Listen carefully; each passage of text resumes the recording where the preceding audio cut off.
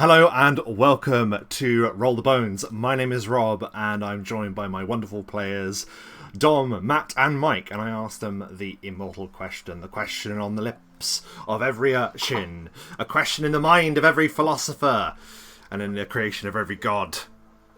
What happened previously on Knights of the Apocalypse?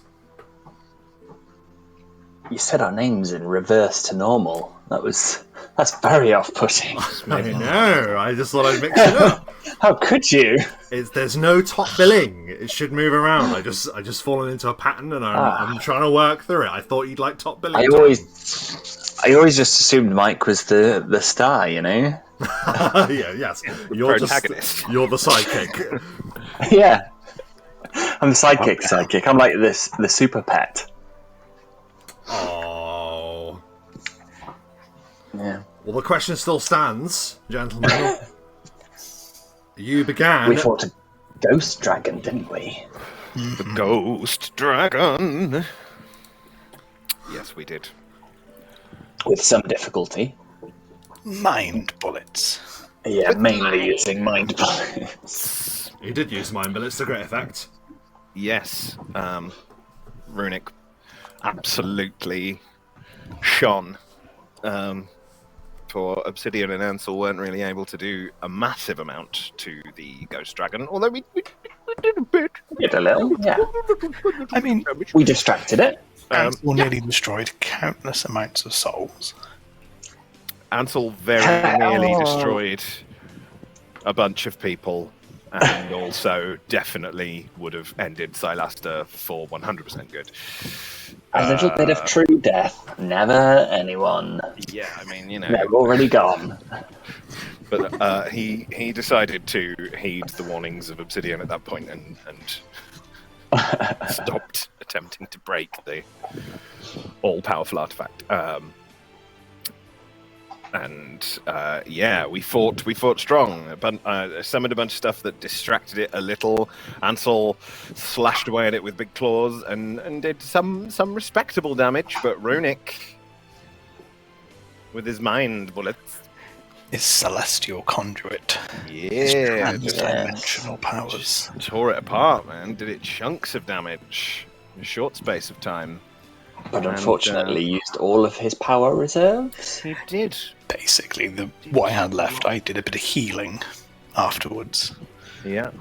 So, But he did at least manage to kill a ghost dragon, which probably wouldn't have happened without using all that, so probably for the best. Then we went to the Necro Cave, didn't we? Eventually. Well, Yes, we did. Well, Oh no. we collected the Fugue Prism, which is now like a coin. It's small and tiny. it's a small crystalline thing, isn't it? Yeah, it shrunk. But we thought we'd explore the last room and the little puzzle on the sundial. Sundial we figured out and led to a little bit of loot which we'd rolled for 3 weeks ago? 2 weeks ago? A while ago, definitely. Yeah. But yeah, Some nice bits of loot. you also got And- some dirty underwear. Yes. you And did. then we went into a fight with some laundry. They were ragamuffins. They just really wanted you to wear them. Items of clothing that have had magic rubbed off on them over time and have just become just so angry. I don't know why. Just need to. Probably because they were forced into existence as a pair of trousers, some pants and a shirt. That would be And some distracting, socks. actually. They wanted to Would just you be want to worn, kill everything? no, they wanted to be worn around town was the idea. They were like, wear us. Yeah. Please wear And I us. foolishly went and used up all of my negative energy bursts in destroying those. So, oopsie, because we didn't know what was coming next. No. No. Did you... I might have missed it, sorry, because I'm grabbing notes together and stuff. Did you mention about what happened with Silaster, Michael? Silaster. Oh. No. Silaster. Well. Sorry, it's funny. I mean, in his mind, not without his knowing about it. Yeah, That's yeah, yeah. another thing that happened to Silaster. This one's all for you, Mike. Go ahead. what happened to your beloved character. Yeah, be a head in a sack. It wasn't what I meant, but made him sure, a plant. that did definitely happen. So Yes. No, More in his mind. he came to at a impasse. Like, he thought was like the rock on both sides, but actually was Arvenaith and Arvandor, yes, Arvandor. Thank you. divided by life and death, the two realms of the elves. And then the figure who had come to Silaster before basically said that he had taken one of the steps, maybe a bit too early, but still taken nonetheless, which was to greet death, to know both sides of that balance. And we did a roll to see basically how long it would take Silaster to walk the path to transcend, maybe? To pass back to the waking world. He has 2 days to walk a path, but that's 2 days, and so far we haven't had 1 day pass. No, You have not. Very good. And yeah, absolutely. We covered the head in the sack. Problem solving, which was Put him in the bag of holding, but left his head out the top so he could breathe. So he is now a sort of Silaster cactus. I don't actually want to admit Plan how many, like, in real life hours I've been thinking about how one could make that happen. But you know what? We're just going to go with it because it's funny. Yes, so once that had done, Silaster had this vision as he has been sort of returned to life, but life enough to complete this challenge to see if he can return to the realm of the living.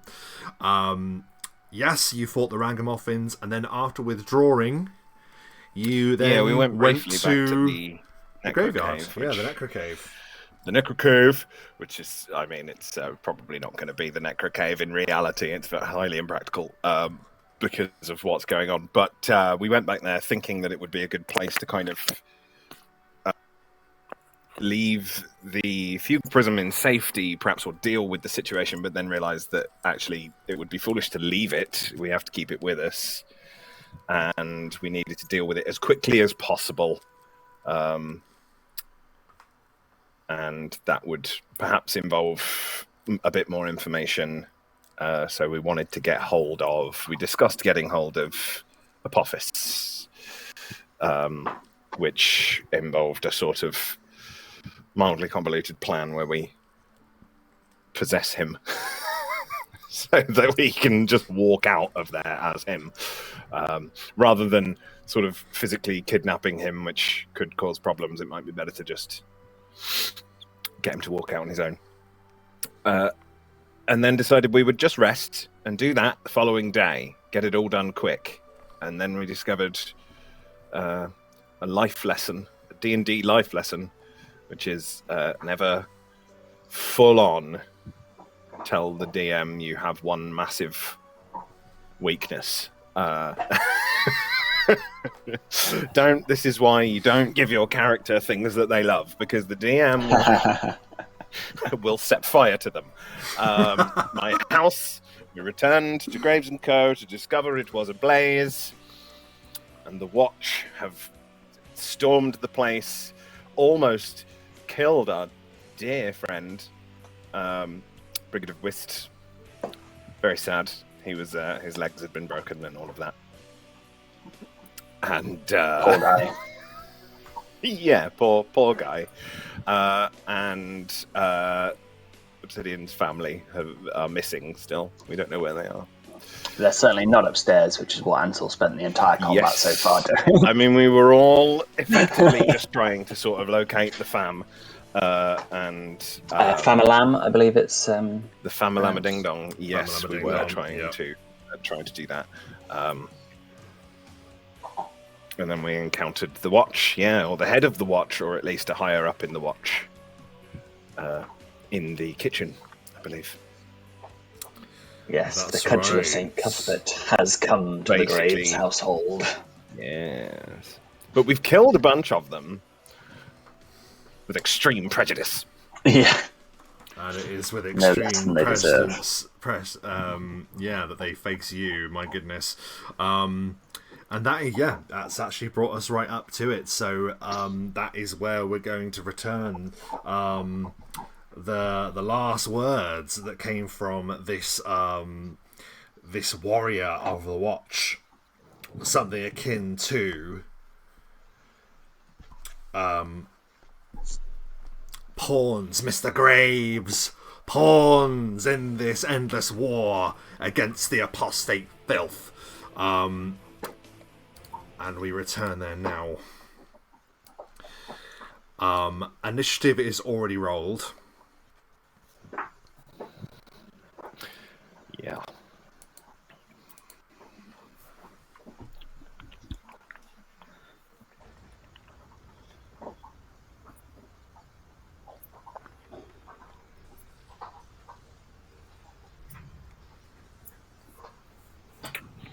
I should open up that spell.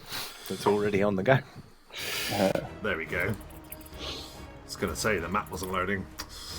So this figure stands before you, Obsidian, but then the image of him just vanishes completely as your spell was cast before initiative was rolled. So fair play. The cloud kill erupts into the room, and you watch a number of these acolytes of the watch, garbed in brown robes, collapse to the ground with probably not. It's not even to do with breathing, because if you hold your breath, it still affects you. So I don't think cloud kill affects your lungs. I think it's just being within it. This force just like attacks your life force, and you drop to the ground. And you watch four of them collapse to the ground, but all of the others behind there are completely obscured. Obsidian. You don't know what happens.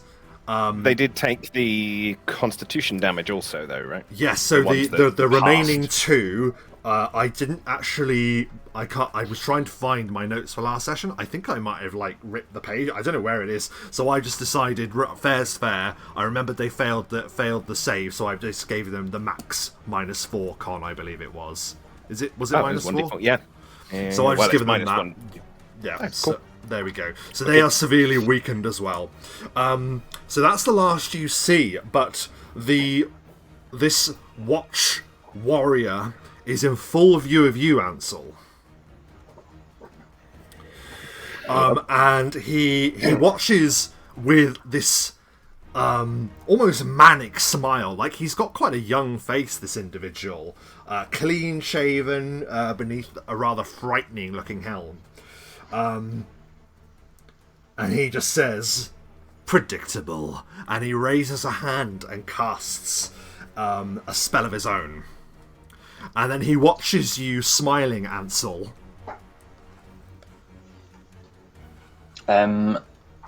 Just out of curiosity, Yes. it's a new combat, so I can't attack of opportunity him, can I? Because I haven't gone yet. No, because you haven't gone yet, no. Yeah. You, Ansel, you can see, because it is in motion, that this cloud kill is heading... Yes, I remember away you from cast me. a spell to try and kill me, yes, don't worry, yeah. Yeah. I've made note of that. 10 feet in that direction. Yeah. So as he Next says, round, so predictable, he gives this really dreadful grin at you, Ansel, and then he simply steps into the fog. Oh. And Obsidian, through the fog, you can hear his voice. And he'll bellow in through the fog, "I have been ordered, commanded, to claim your surrender, Mr. Graves. If you do not, order will be given to execute your wife." That is his turn. The figure next to him in the black robes is going to take a... No, he can do it from there. Ansel, what is your touch armor class? Well, technically, it's touch and flat-footed, isn't it? It'll just be touch, because it has to go for your touch, so it just has to be your normal touch, please. But because I've not gone, I shouldn't have dexterity to my touch, so it should just be 10, I think. Okay, fair enough. Right? I think so. I think it's either one or the other, to be honest, but fair enough. So that is a hit. Probably going to hit anyway. And that is a hit also.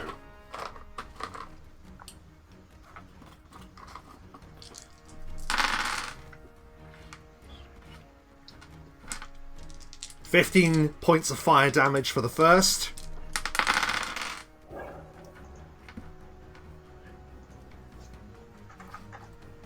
$12 points for the second, as this black fiery blast erupt from this figure's hand. He looks like a chaplain. He's got like these long flowing robes that appear to look quite priestly, but have strange arcane symbols upon him as well. As he looses those two attacks at you, you took that? You got that damage, right, Dom? You heard me? Yeah. And then also will run. And he'll burst that door open as he goes.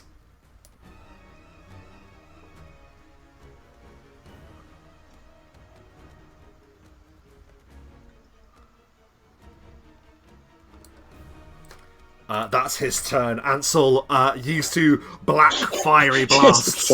Fireballs at me and then fucks off. He looks and he sees what's happening. Yeah, that's what happens. And it's your turn. What do you do? I realise I haven't centered the battle map at all, so I should do that now. Well, I was going to do something else, but they acted far before me and didn't do what I thought they were going to do. I'll move to there, or there, because I would like to not be completely hittable by him. No, that's a bad idea. No.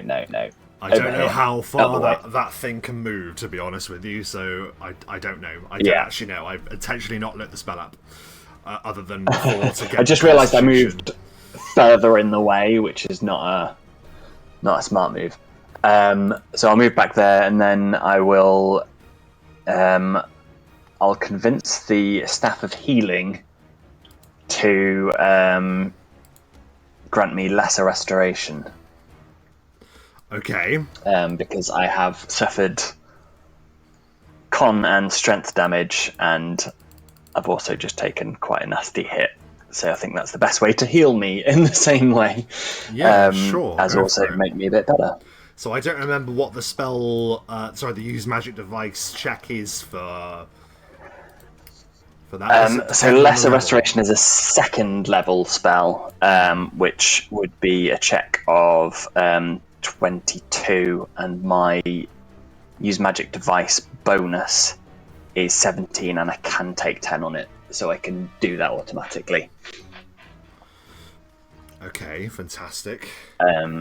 So that will get rid of my negging, and return me 10 hit points. Does that return me hit points if I get... No, it doesn't, does it? Just makes my total. Yes, that's correct, yes. My potential total.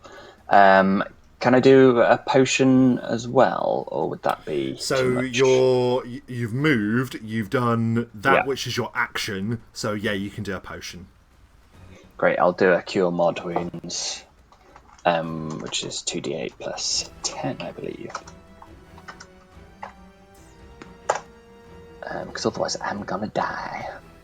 Cool. And that is everything. Yep, you begin to feel the knitting, healing power of that potion as it courses through you.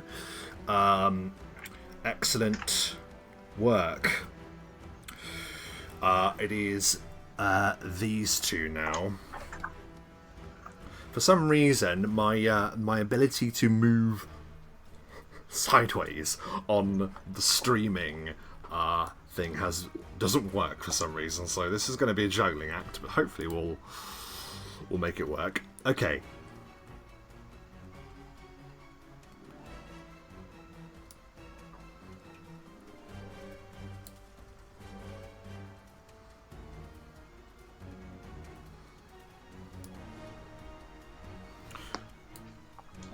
Both of these figures rush through the smoke. They saw where the door was, that's where they're running towards, and as they reach the square next to yours, they are able to see you. They are both going to try and slug you, Obsidian. What is your flat-footed armor class? Do I have any sort of cover from the doorway as I'm... No, they're just hitting you in through the doorway. My flat-footed armor class is 14. That is a hit from one. A potential fumble from the second. Not a fumble, so a hit. One vicious strike just looms out of this fog that you've cast, Obsidian, and you are met upon the collarbone with a black cudgel. You take 8 points of non-lethal bludgeoning damage as it cracks down on your shoulder here. Mm-hmm. That was those two. They moved forward and they smashed onto you. That is it for them. Runic, our vision moves through the burning structure of Graves and Co. And in the workroom of Bogram Graves stands Runic, looking over the bloodied, battered, broken-legged Brigid of Whist. What do you do? Can I tell, does he look injured or close to death? Brigid, he looks really bad, but to know that fully, it would require a heal check.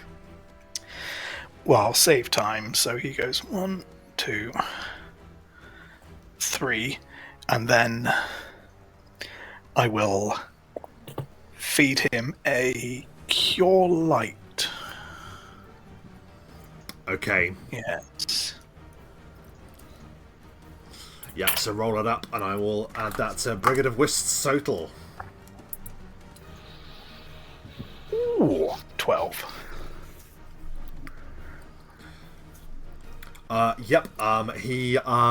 He gulps the potion down gratefully, but you can see that while you are healing him, he has taken ability damage to the legs, the most severe ability damage that's on the critical table, shall we say.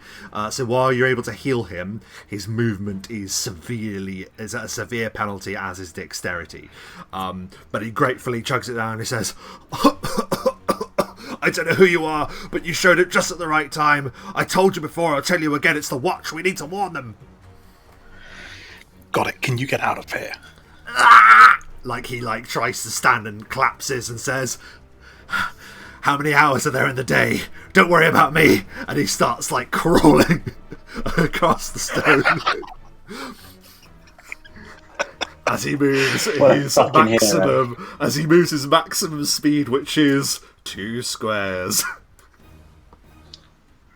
Ooh.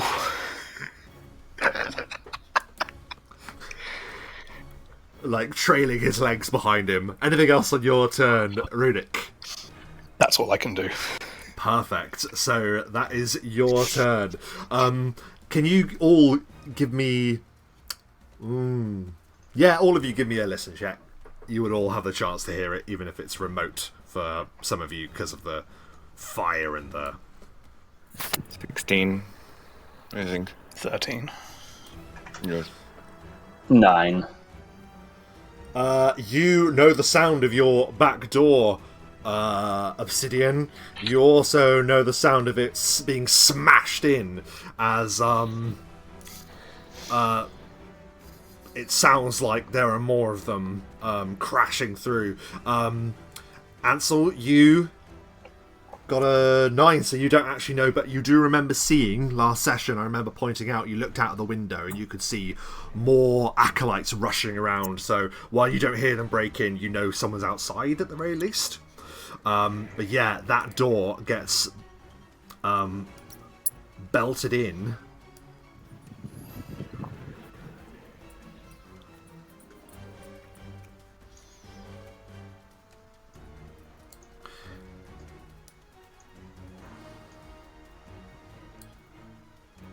Have they smashed Obsidian's back doors in? They smashed them right in, mate. You had to go there. There was a silence, I just wanted to fill it. Runic, in horror, you turn around and you see that the other door into Bogram's workroom gets booted in. And an individual steps around the corner. But 1, 2, 3, 4, 5, 6. Yeah, it's too much, so he can't do anything else, so he will just go use his remaining movement to rush to here. So that is them. You are aware, Runic, that there are more that are upon you. Our vision swoops back into the main living space of Graves and Co. Obsidian, you just feel this cudgel come down and smash onto your shoulder, and that's all you can really see. What do you do? No, I can see them. 5 feet. Oh, of course you can. Yeah, you can see them. Yep. Otherwise, they wouldn't be able to see me either. That's okay, true, so well, they're starting their turn still within it, as it is about to move, but they are starting their turn within it, so they will take another D4 Constitution damage. I assume this bloke is immune to poison. You don't know. You definitely can't see him, so you don't know what's going on with him. Right. But you're not asking me to roll for anything. So. Nope. But you can roll. You can roll. You can roll the D4 for the 2. Okay. Well, one. So it's 1. You can see their skin becoming taut and gaunt, and while their fanaticism, while their puritanical hatred towards your kind is strong, you can tell also that there's a light of fear in their eyes, a light of fear that you're used to. Mm-hmm. So they take that constitution damage and look pretty bad. Right. What happens now? Now, these guys over here, I can't actually see them, but I can see where they are when I click on them, are going to move towards me. So 1, 2, 3, 4, 5, 6. 1, 2, 3, 4, 5, 6. What am I doing? They're actually... Hang on, they can move through walls because they're incorporeal. What am I doing? The walls are very thin. So we'll go 1, 2, 3, 4, 5, 6. Except they can't, so I've got to move with them. And then 1, 2, 3, 4, 5, 6. So a double move. I'm going to just have to open... No. This is very complicated and annoying. One of them now is there, and the other one... Do you want me to do it for you? Same. No, it's fine. I've got it. I'll do it myself. They're both going to move to there and there, but they can't do anything because that's a double move. They have moved now within range. I will... That's that. I will take a 5-foot step. Yes. Back. And then I wish to summon in the square where I was stood. I use my last level 5. That's gone. And it is the female that I sent you. Okay. Rob. So basically, as I step back, a sort of humanoid sort of shape is left that takes form, coalesces into what looks like a very angry, pale version of Bogram Graves' wife. Right there.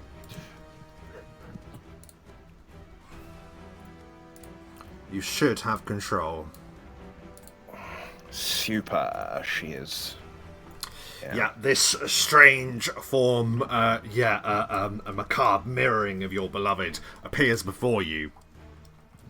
And will attempt to club. Which one of them hit me? The one on the left, your left. So that one, that's the one then. She is going to immediately attempt to clobber him. Very good.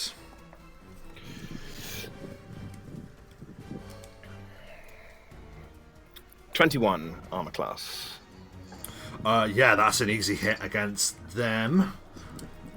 Fantastic. So she will do 1d6 plus 4, 5, 6. So she will do 10 points of damage, and he will gain 1 negative level. What is it like as your summon immediately kills that acolyte? Oh, amazing. In which case, then, yeah, she will. She sort of forms where I leave. I step back, she forms, and then she just rips his throat.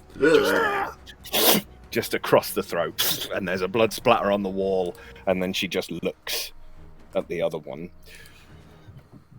And actually, as they were stood over there, they didn't have to do it before, but I did say last session that my fear aura was on, and they were next to me. So can they both just attempt, I should have said this before, but we might as well do it now, a DC 21 will roll the save. one because the other one's dead. We'll say he just automatically succumbed to it.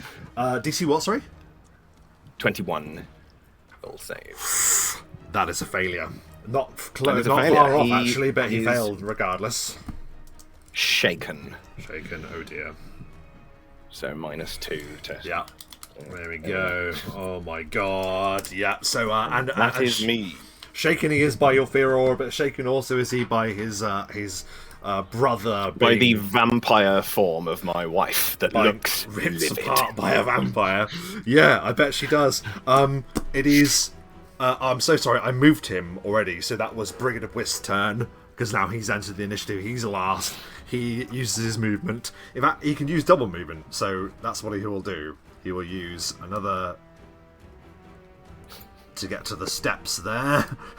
And, like, he's looking up at these steps that are covered in his own blood, and it looks like a mountain to him, like this small flight of staircase that he now has to crawl up after his savage beating. We're back to the top of the round. And through the smoke, you can hear him, and he says, "You must forgive my rudeness, Mr. Graves. I should really introduce myself. Knight Brother Enos." And he holds out a hand as if he's going to shake your hand, but instead I ask you to do a will save and make a good one.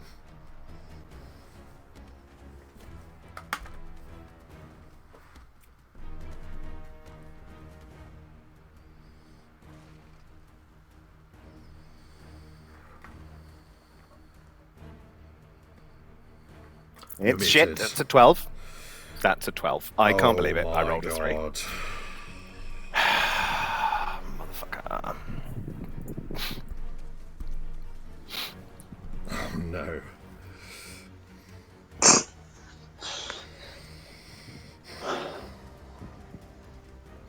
You are paralyzed instantly. As he reaches out a hand, boom! And a rippling wave of power moves forward as he casts Hold Person upon you. He has cast Hold Person upon me. Great. Shit. What even is he? You can give me a either a religion check or a spellcasting check, whichever you prefer, spellcraft or knowledge religion. We'll go with religion. They're both the same, but I suppose religion is more fitting. 19. Yeah, I mean, you already know, like, from encounters with them in the past, the Watch are made up of holy warriors, paladins, fighters, and clerics. And this Knight Brother Enos clearly is the latter, reaching forward, calling upon the divine power of the Risen Martyr, Cuthbert himself, and by his He's a cleric. sacrifice, he is granted the power to hold you in place. You see, Does he seem vicious. human? Yeah. Is he immune to the poison? He passed something before he stepped into the fog. Yes, he did. Sort of poison. Well equipped am I to stand before your kind, and you see a rather vicious-looking cudgel hanging at his side, Obsidian, and then he looks with sort of like a casual, interested kind of disposition at the vampire in front of him. That is his turn. This boy over here, who ran from Ansel, no longer can see him. And you hear... Can you give me a listen check? And this is only for Runic. Yep. Nope. You hear some shouted command come from the top of the stairs.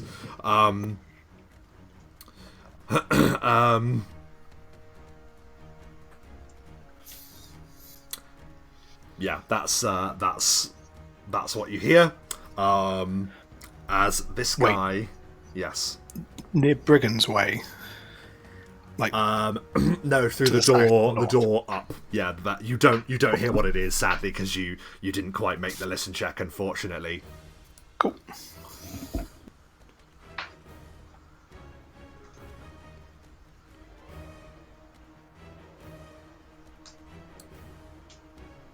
And he will do full movement.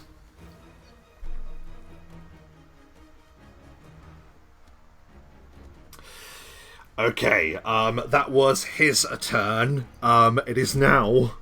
This one's dead. I'm so sorry, I should have crossed him off. So we'll do that now. Yeah, this guy got his I can't throat... actually see him anyway. Oh, can you not? The guy directly in front of you? No, because of the He's out the shadow door. behind the door. She Ah. can though, don't worry. Yeah, so, yeah, he collapsed to the ground, I apologise, but this last remaining one has... Ooh. Seeing the vicious-looking vampire in front of it.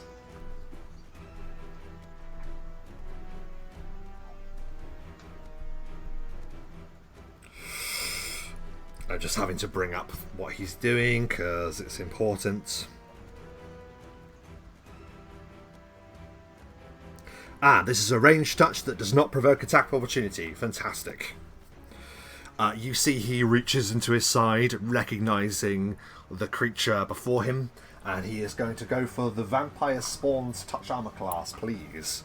Does it not provoke attack of opportunity if you're right next to me though, because you're casting a spell? It's a ranged He's not touch. casting a spell, he's using an item. Oh. Okay. And it Fair specifically enough. says, doing it is a ranged touch attack that does not provoke an attack of opportunity. Okie dokie. Because touch, he's armor doing- class would be 12, adding 14. He's doing what we call the trick special. That's a natural 20. Oh my god. The trick special as he hurls holy water directly onto the vampire spawn. Now, I don't know if a critical will double. Right, so immune to critical hits, isn't it? Critical. Of course it is, yeah, so that solves that Undead problem, and all doesn't it? So, it does the following damage to the vampire spawn.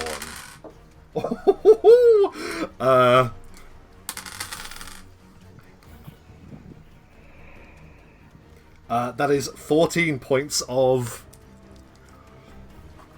holy damage, I guess. Yeah, holy damage as he basically just douses the vampire spawn in front of him with holy water, and doesn't quite believe that he's managed to do that. That is his turn. Runic. Hang on. No, yeah, it is your turn. No, Ansel's turn, sorry. We've missed a whole bunch, I think, actually, haven't we? Possibly, you may have just skipped to the henchman. Chaplin went... No, I went straight onto the henchman. I missed you out. I'm so sorry, Ansel. It's your turn. Then we'll go to That's Runic. alright. I do apologise. Lots going on. Yeah, no worries. It didn't affect me, and I don't think it really matters for the overall picture. Oh my word, yeah. What on earth? What on earth? So the shade is currently more than 120 feet away from me, so it reappears at my side. Oh, nice! Oh, fantastic. Can you move it? I'm not getting it through all them walls. Yeah, but I was you. once again trying to adjust the script. For some reason, it's being really stubborn and it won't let me move horizontally. It's really weird. Do you know where he is? He's down at the bottom on the road. On the road. Okay, let's go. To be fair, I could probably open. No, I got him. Some windows. There you go. Okay. Well, he would appear there automatically, so that doesn't count as anything for your turn. So yeah, the shade suddenly appears out of the smoke next to you. What do you do? Ansel will say, I believe Obsidian may need our help, and send the shade 5, 10, 15, 20, 25, 30, and I can use extra movement to go here. He's in that space there, but obviously there's a dead man there. And then Ansel will move to here, so I can see that guy. The Knight Brother, was it? Yes, Knight Brother Enos, as he introduced himself to Obsidian. And then I will attempt to Eldritch Blast him to keep him from my friend. Did you move there? That is a wall. Oh, is that a wall? That is a wall lined with 2 bookcases. Oh, I thought it was like a kitchen. Yeah, counter. the only reason I didn't do, I do apologise, and that's confusing. It's just because I didn't want a line of dynamic lighting going through this particular room. I do apologise. That No is worries. a wall, Ansel. I do apologise. Give me I'll a move spot them back. check. Spot, you say? I probably won't see it. 12. Good enough. The shade, as when discovering Scardy, spots something and points. And I promise you, this isn't something that I've come up with for this fight.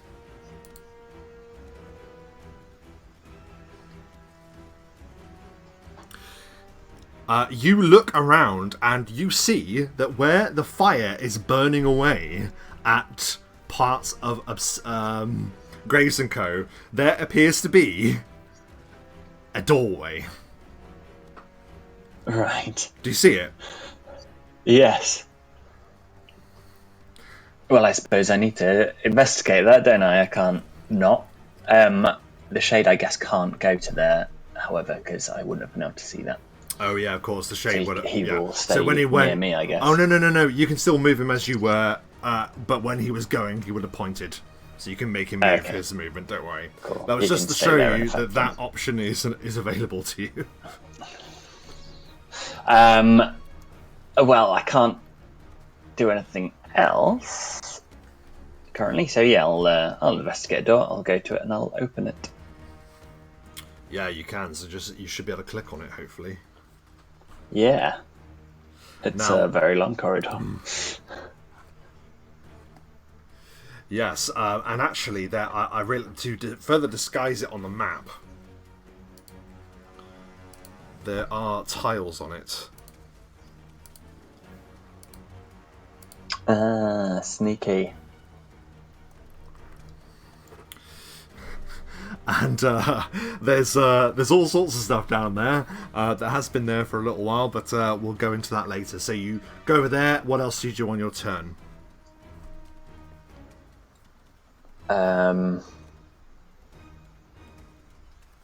So is there anything you like that is useful to me in the moment there? Just a long corridor that goes into the darkness. Difficult to tell from here, but you... I have dark vision. Oh, okay, you can see that down there then, burning away, there appears to be a weak point in the wall further down. So that would be a way back into the coffin display area, should you wish to go that way. There is, of course, the windows that are on fire, but also a way out. Interesting. So I just I saw where obsidian was, didn't I? The last Before time I cast the spell. I'm not sure you did, because you teleported from upstairs. You've heard him shouting, and you've... No, I couldn't see around the corner. No, you wouldn't have seen around the corner, so you know he's roughly in the area, but I don't know if you know he's exactly where he is currently, I'm afraid.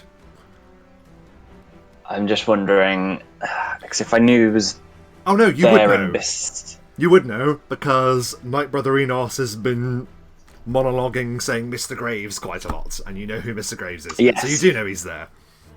In which case I'll teleport using Flee the Scene into the room where I know that it will likely be. So I can go 40 feet. 5, Yep. 10, 15, 20, 25, 30, 40, so I can go to there. Fantastic. Wait, where did you go? Basically into the coffin room. I don't see you there. I'm Oh no, there you are. 15 There you feet are. from Okay. obsidian. As you travel through, you'll have noticed that as you looked in, there was like significantly there was like the remains of what looks like a cat skeleton in there. Oh. But we'll talk about that another time. So you appear there. I think that's your turn, Ansel. It is, yeah. That's Okay. yeah. So, with that said, Runic, it's now your turn. Right. Watching Brigid drag himself out of the room, Runic's. He's got a bit of like, alright, if he can do it, I can do what I can to help here. So, 5, 10. Whoa! What was that? Yeah, you rush around the corner and you see an acolyte with a vicious-looking cudgel in his hand. I just, immediately as I do this, just aim and shoot. So you rush through the door and, like, from the hip, fire. Roll it up.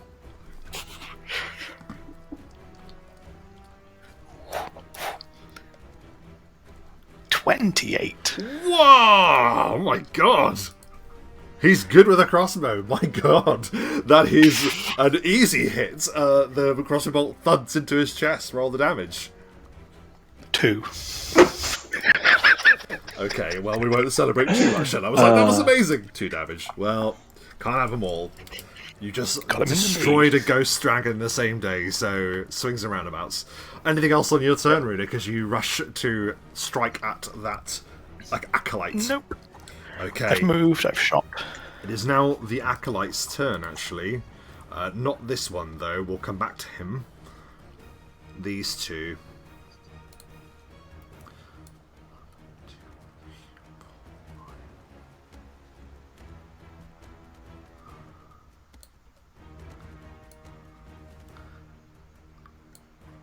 He will move there, actually.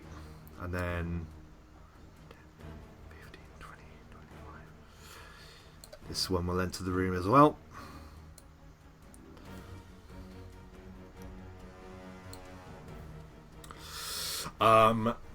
There is very little that they can do. This one is just within range, so this one, having done that full movement, can throw a dagger, which he will throw at Ansel.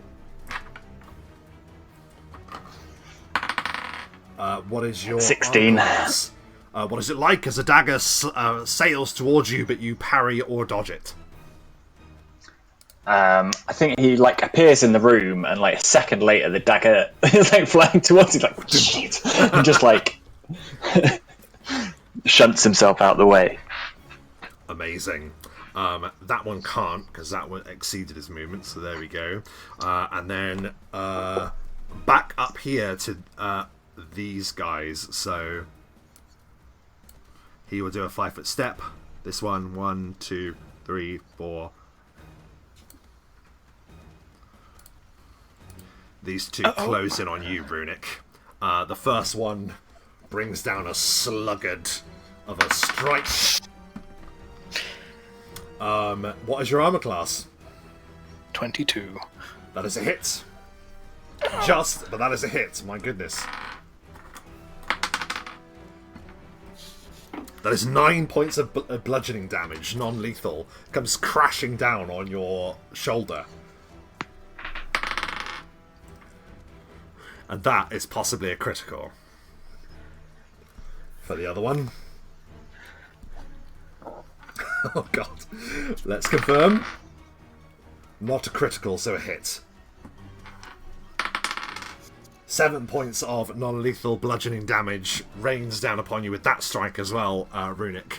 They're just beating you mercilessly with these clubs, these cudgels, as you desperately try and hold your position at the door. That is the Acolyte's turn. Bogram, you're paralysed. But I have summons, they will act. They will act. So we'll go with my 2, if I can locate them first. They will come and attack this guy, because he's the most powerful dude in the room. No, don't grab that. This will move another 10 feet forwards and start flowing out of the window. Where's the other one? Where is he? There he is. Let's do that, we might as well. He can move that far. Okay, so they will both attempt to do a touch attack on the big fella. By all means. So that's 22 from the first one. That's 23, 24 actually, because they're flanking. Yep, so that is a hit on his touch armor class, certainly. On his touch armor class, so he will take 4 points of wisdom drain from that one. It is ineffective.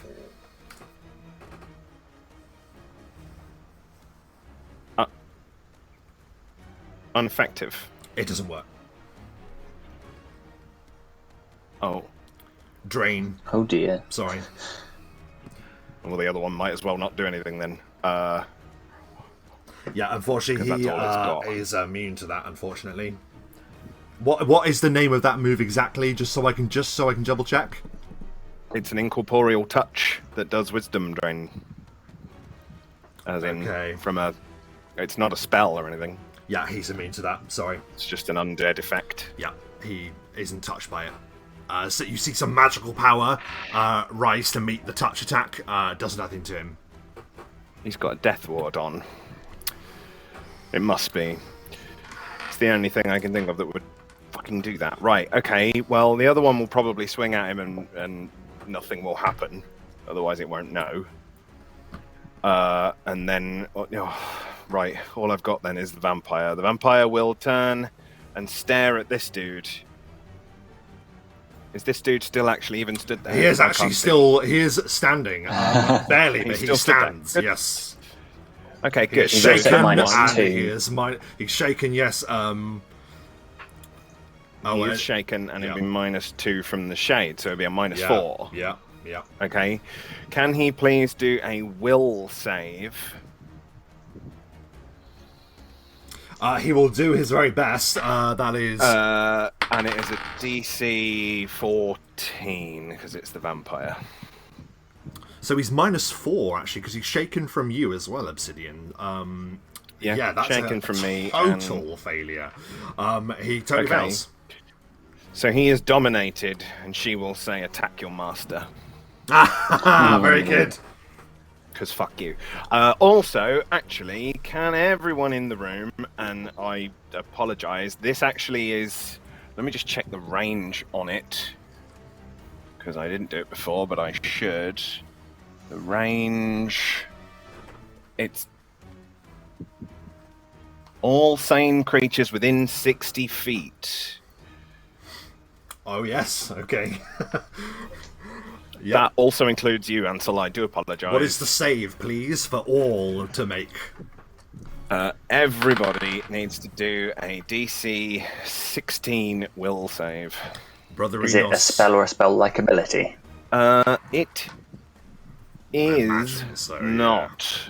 Yeah. It's a hypnotic effect, but it's not a spell or a spell-like ability. It's just an extraordinary ability. It's an extraordinary ability. It's a sound. It's a special attack. It says Okay. special attempt. Fuck, that was close. That was close. So you resist. It would appear that Knight Brother Enos also resists. The guy there, though, will not, I'm afraid.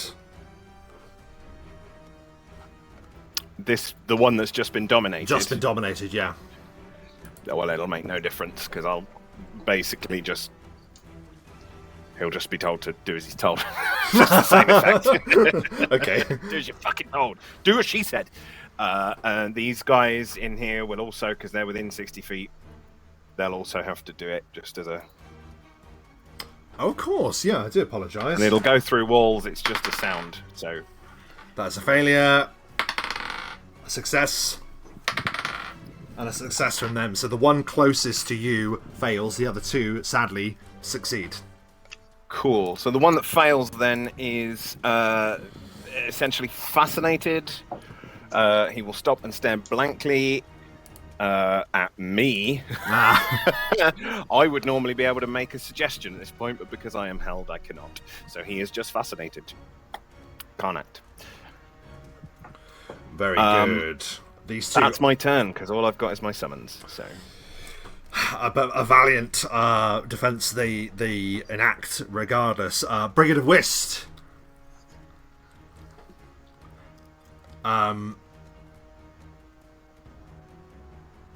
Is going to do a free 5-foot roll. And he's going to fire from the floor at the man behind you, Runic. Like, he basically... Oh, God, I'm so fucked. He's like, trust me, I've been practicing a lot more recently. He spits... no, he won't make any response. He is just, with grim determination, is going to loose. Which is a hit. That was an 18 on the die as well. So Brigade of Whist has actually hit someone.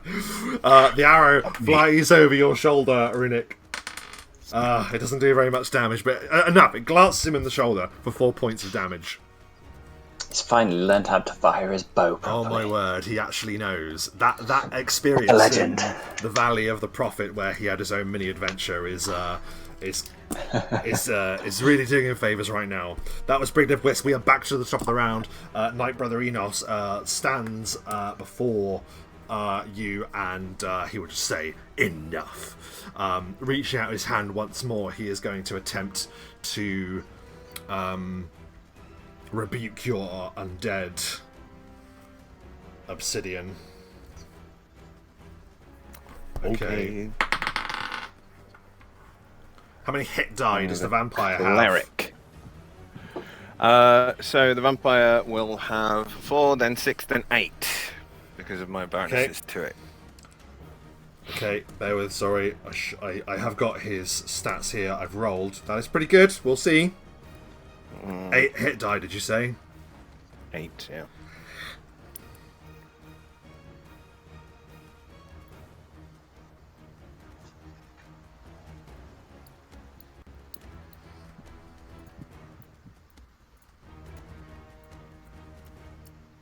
Okay, yeah, he holds forth the Cudgel of St Cuthbert, as it is the religious focus of that order. Oh, actually, though, thinking about it, it'll get the 2 undead that are in fact closest to him first, which are the 2 that are right next to him. Oh, that's true. Does it have to be the ones nearest to him? Yeah, it's just an effect that you put out there. You can't like aim it. Okay, well he'd know that, so he will take a step forward then in that case. For them first. No, I mean he would know that, so I'm going to say he's going to take it. His target is the vampire, so he will take a step forward in that case. That is a success. He has got above that hit die, so that means with turning... Oh, Jesus Christ, he's got high charisma. Well, I'm... Good luck, boys, I'm out. He turns the vampire. Now, the turning... What does it actually just give you the result of it actually turning? Does it just mean it runs away? Believe it does, right? Mike's nodding. It runs. Or what is he doing? Is he rebuking it? Or He's turning. He's doing turn undead. Turning it. The effect of there's rebuking, commanding, dispelling, and bolstering. That's for evil clerics. None of those. No, he's turning. Evil clerics. So why is there nothing? Oh, neutral clerics. Literally not saying what it does, which is really frustrating. I believe it is that they just turn and flee at full speed on their turn. I think probably. Well, I mean, she'll turn and run away on my turn. Yeah. So that's Good luck, boys. that's what he will do. Yeah, sorry, but his target was the vampires, and he would know that is how his ability works. Sadly, I mean, by how much did he win? 'Cause If he might he's- turn one of them as well. Yeah. That's a good question. If he has actually. twice as many levels as the undead have, then they just immediately destroyed. He doesn't. Have Otherwise, I don't think he run away. does. Well, how much hit die did the others have, Matt? For some reason, they're not open on my... I must have closed that page by accident. I do apologise. Let me just open it up again. There we go. Clerics are fun, y'all. They Four, take fucking hours. 5, 6, 7, 8. Same, 8. Okay, the others aren't turned, but the vampire is. Wow. Which will run at full speed on your turn. And if one of you could look at between turns, that'd be great, just so we know for future. That'd be Literally fantastic. my most powerful spell that I had in game anyway, so even if I was still in combat, we'd still be fucked. Yes. Well, there we are. Flees for a minute. If they cannot flee, they cower. If you approach, I couldn't. That's fine. Well, we'll come back to it when we come to Obsidian's turn. We're a way off. That was Knight Brother Enos's turn. The chaplain is going to move in, heavy cudgel in hand.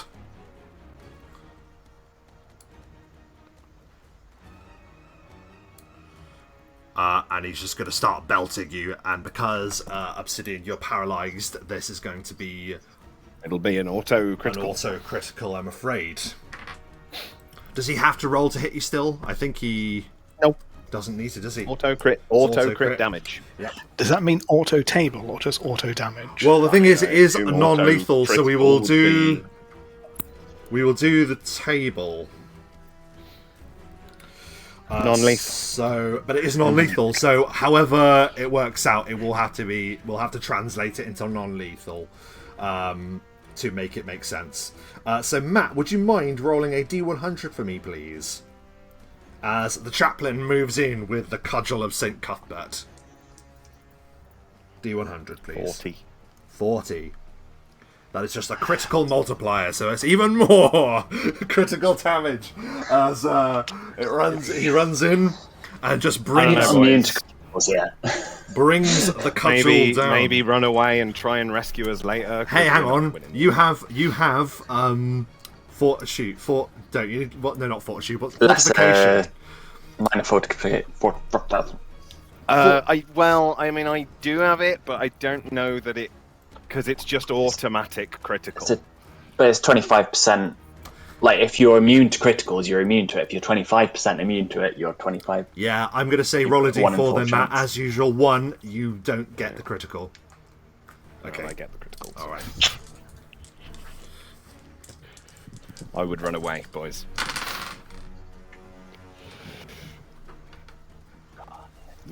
You take 13 points of non-lethal bludgeoning damage.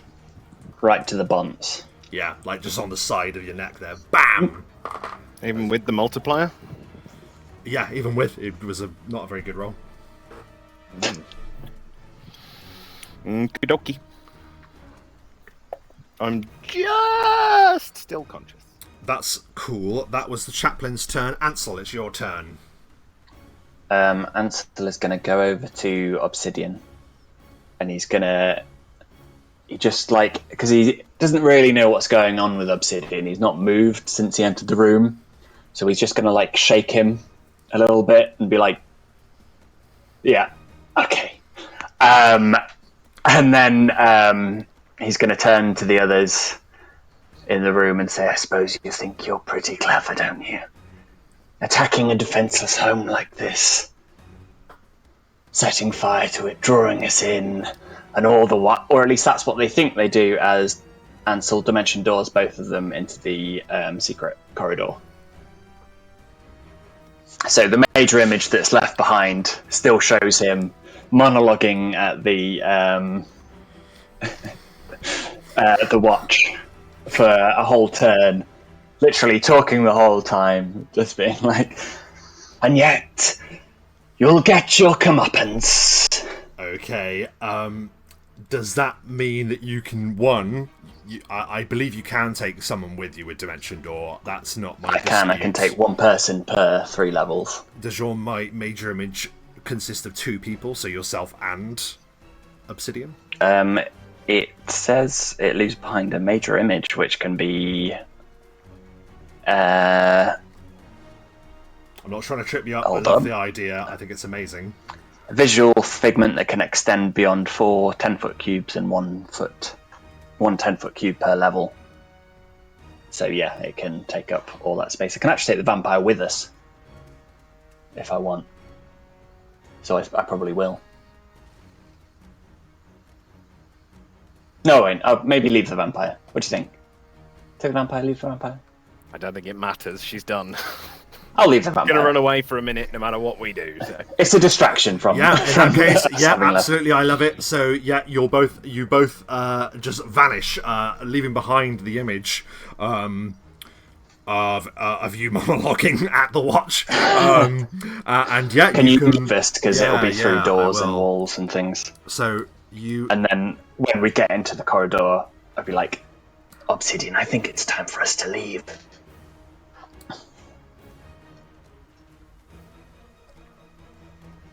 there you go. I can't talk. I know, he's just talking at you very There's quietly. really no choice, and I don't know how long the hold lasts or anything, so I'm stuck. I'm done. It's okay, I can carry you as a dimension door the whole way. Every 6 seconds going a little bit further. Okay, that was Ansel's turn. This guy, somehow alive, is going to attack Knight Brother Enos, because that was his last command.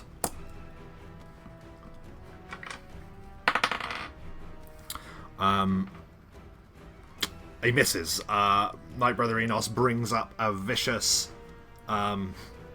gauntleted hand and just catches the striker, pushes him off, and he says, "Weak-minded fool, you bring shame to our order."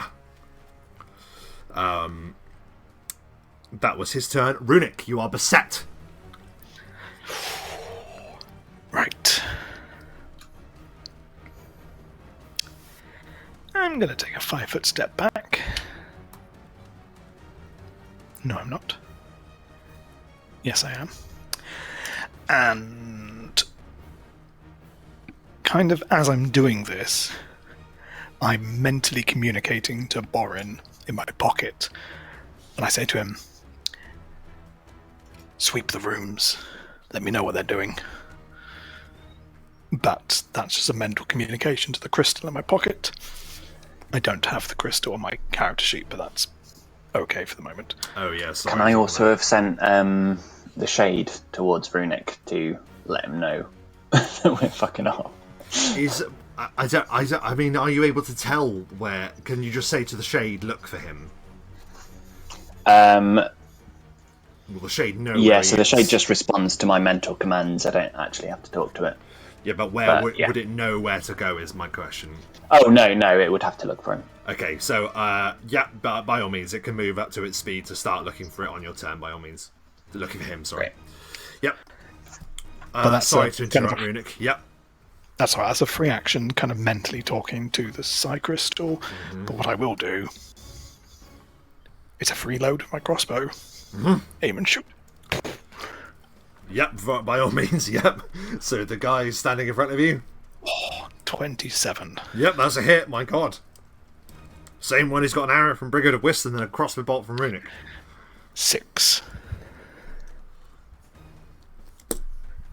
Okay. Very good. Yeah, he goes like staggers like in the doorway as you take a step back. We're now on to their turns.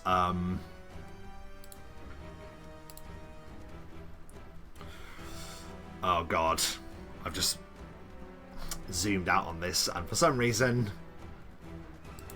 my Roll20 doesn't want to load this map correctly. For some reason it is going absolutely mental today.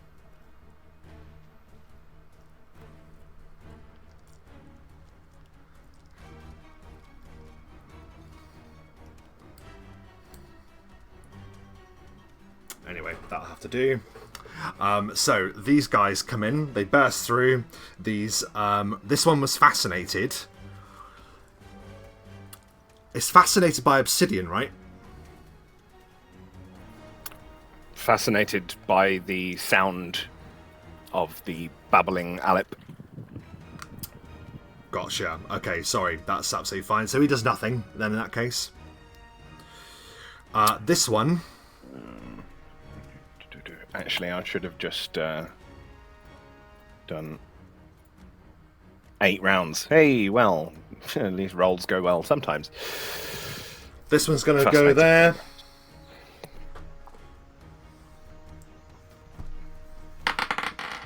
Just to see how much he would get. That is a 21 to hit, which I believe would hit a major image.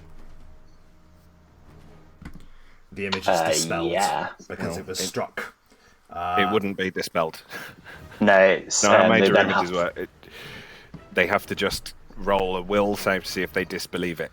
It says the image Doesn't disappeared have when an armor struck by an opponent. unless it's concentrated upon. Does it? That's not major image. Doesn't Not work what, that way. not what it says there, no. The spell functions like silent image, except the sound, smell, and thermal illusions are included in the spell effect. While concentrating, you can move the image within range. The image disappears when struck by an opponent, unless you cause the illusion to react appropriately. So it attracts, and in the flee the scene ability, the image reacts to attacks as if you were concentrating on it. Okay, what's the save it has to make them? DC 20. That's a 1 on the die. He fails. So he believes he is bludgeoning both you and Obsidian in heroic fashion, but is actually doing nothing to you as you have vanished. So that was his turn. That one is fascinated. Okay. I can't help but feel... I know he did the turn check, didn't he, at his turn? Yeah, sorry, it's just because it's a long round. Okay, so that is him. He's fascinated. These boys here, then, are just going to rush through the door.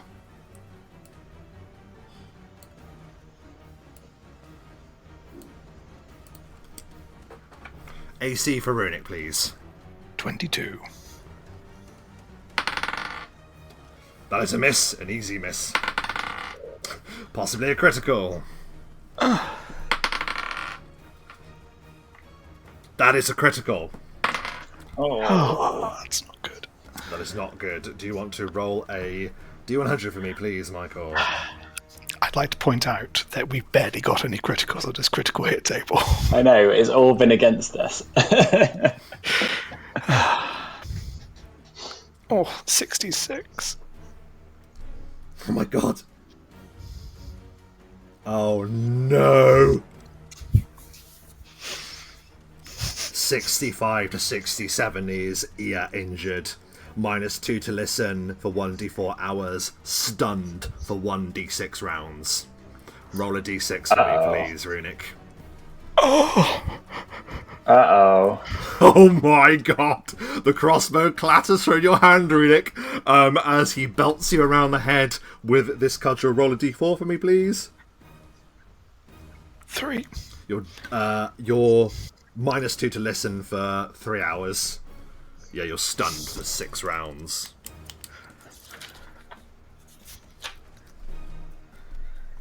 Ow. Well, that's me done. Prisoner of war somehow, mate. I think so too. I can't see that going any other way for you. Oh dear, that is a big problem. Okay, that is their turn. Oh, he does standard damage as well as hitting you. Standard damage, not critical damage. 8 points of bludgeoning damage. 8. Yep. Non-lethal. Non-lethal, yeah. Cudgels. Yeah, comes in and just belts you around the head, around the side of the face, because it hits your ear. You just hear a ding! Like, you just are out of it now for 6 rounds, unfortunately. That is a problem.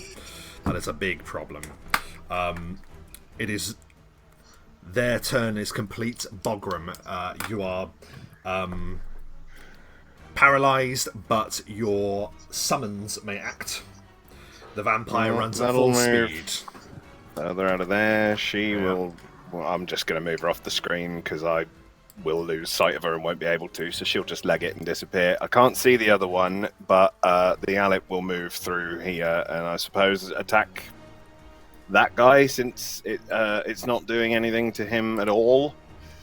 And the other one will move over here and attack that guy at the back. Yeah.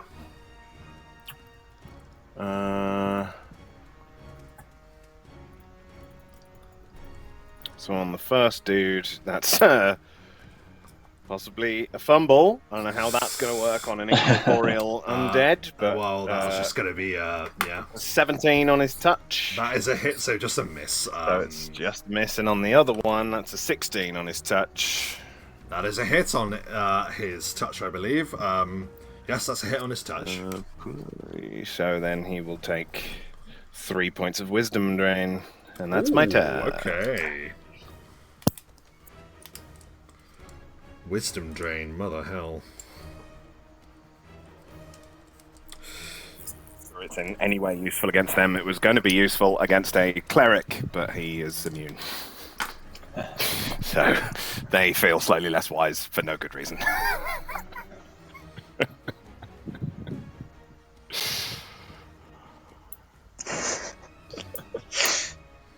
Okay, that was Bogram's turn. Brigade of Whist. He's just going to continue firing at the same guy.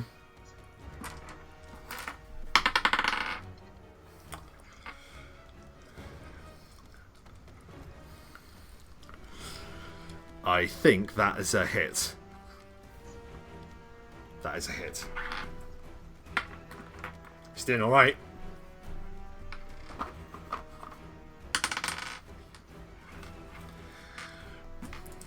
He's doing alright. 6 points of damage to the guy as you're stunned like an arrow slams into him over your shoulder.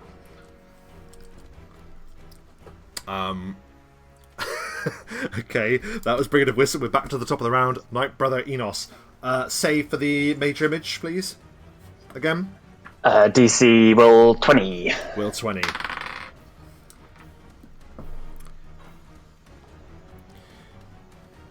It is not them. It is a deception. He will move through the image, uncaring. The image reacts as if he's knocked them aside. Because it's funny. Can see through the gap there. Doesn't really need to...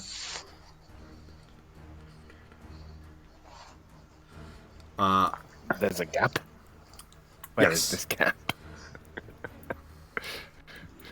I don't know where you came through. Well, Ansel came through here. And that's where the gap is. Right.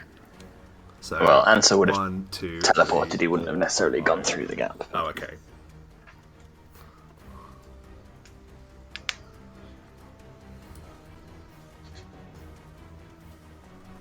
And he gets you there, and you are sort of obscured by, like, the debris that blocks it, because, yeah, you're right, you did teleport through it, so you didn't have to open it.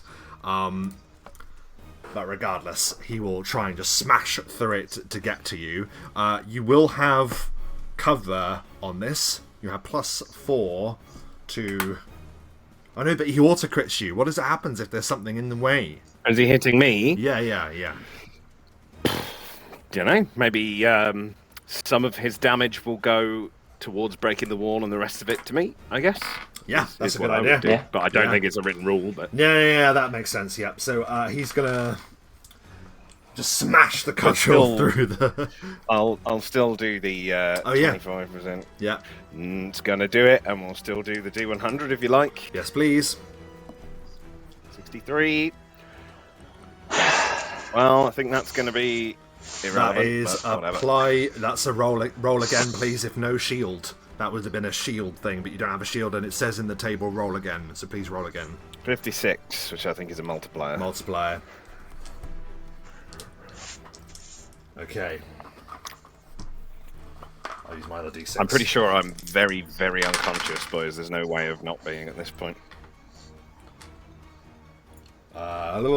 Sorry, maths.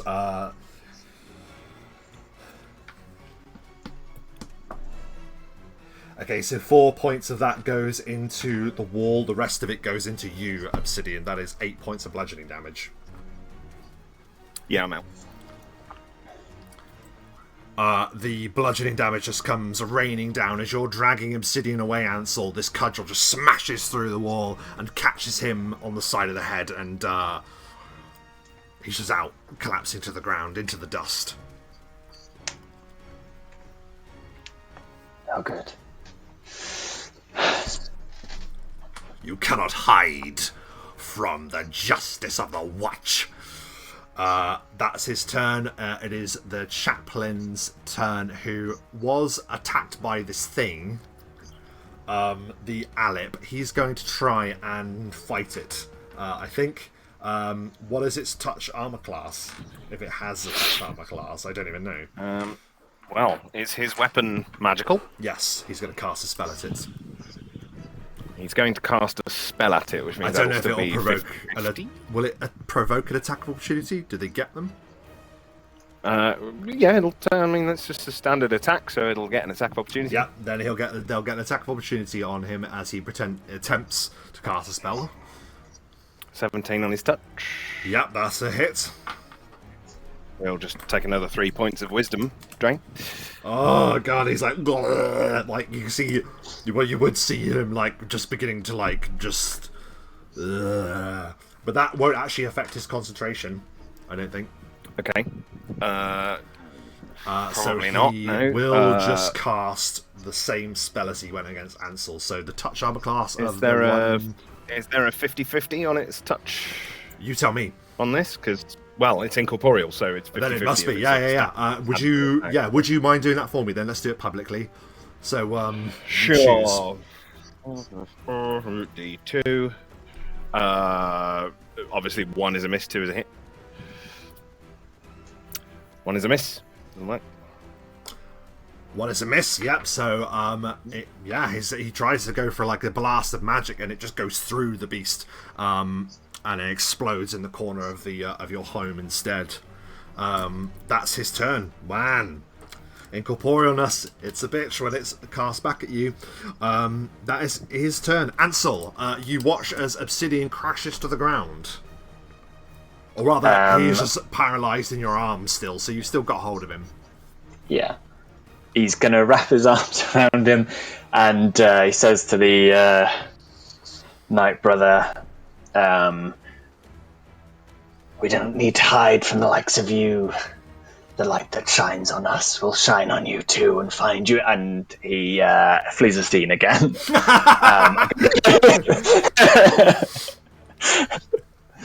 I'm going to go a further 40 feet, as physically far away from this building as I can get through the wall. Yeah. Just away, and then I'm to the front gonna. street. That That way or that what's way? around? Can I? Yeah, I'm thinking probably that way or that way, depending on which way you're. Yeah. Of course, you could just go that way. Yeah, absolutely, you can do Yeah. that. Yep. And then once I've teleported, I will carry him as far as I can carry him with my movement. Okay, that's absolutely fine. You will be able to do that. I won't prevent you from doing that.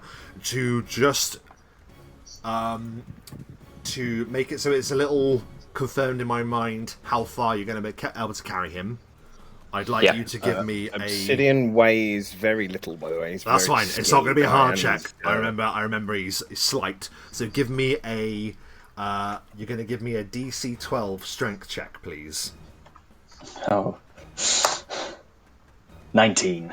Absolutely fine. You're able to bear him away from the teleport, and then boom, and you are gone, running away into the night. Both Silasta and Ansel have now carried Obsidian away from danger. Hey man, what can I say? I have very little control over what's going on.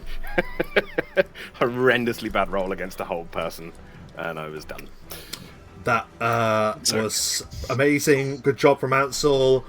This guy will pursue Night Brother Enos.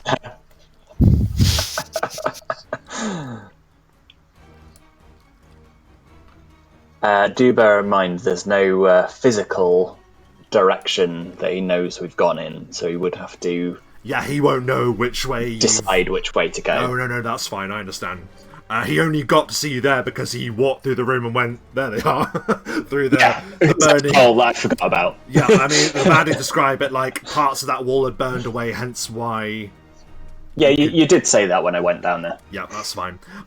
So yeah, this guy just charges after my brother Enos and is going to attack him. That is actually a hit. Oh my god. This guy brings the cudgel down and smacks smacks him in the back, and he would just loom around at his young face contorted with anger. You would strike me! Good! Lessons can be found within agony! But you don't hear that, of course. Jesus. That was his turn. Runic, you are stunned. I can't take any actions. Yeah, that's it. You're pretty much... But I can still defend myself. These two Somewhat. here... Sorry, Runic, I would have tried to save you too, but I didn't know where you were. It's okay. I'm just going to say that they're just going to try and engage your summons, because that's, I guess, what they would try and do. Touch armor class of the Alip, please. It's Holy Water. I can't remember if it had a mischance. We did this with the Call in the Darkness, It will I believe. not have a mischance, in which case its touch armor class is way better than mine. 15, 16, 17. Misses the touch armor class with the 4 on the die, just hurls the holy water and it just lands in the fire, ineffective. That is a shame. These two, however, are just going to mercilessly... this one will just stand here now. Runic, and they're just going to start wailing on you. 16 on my armor class. Hit for the first one. Hit for the second one. Oh, no. Why 16, sorry? I'm not helpless, but I don't have my dex.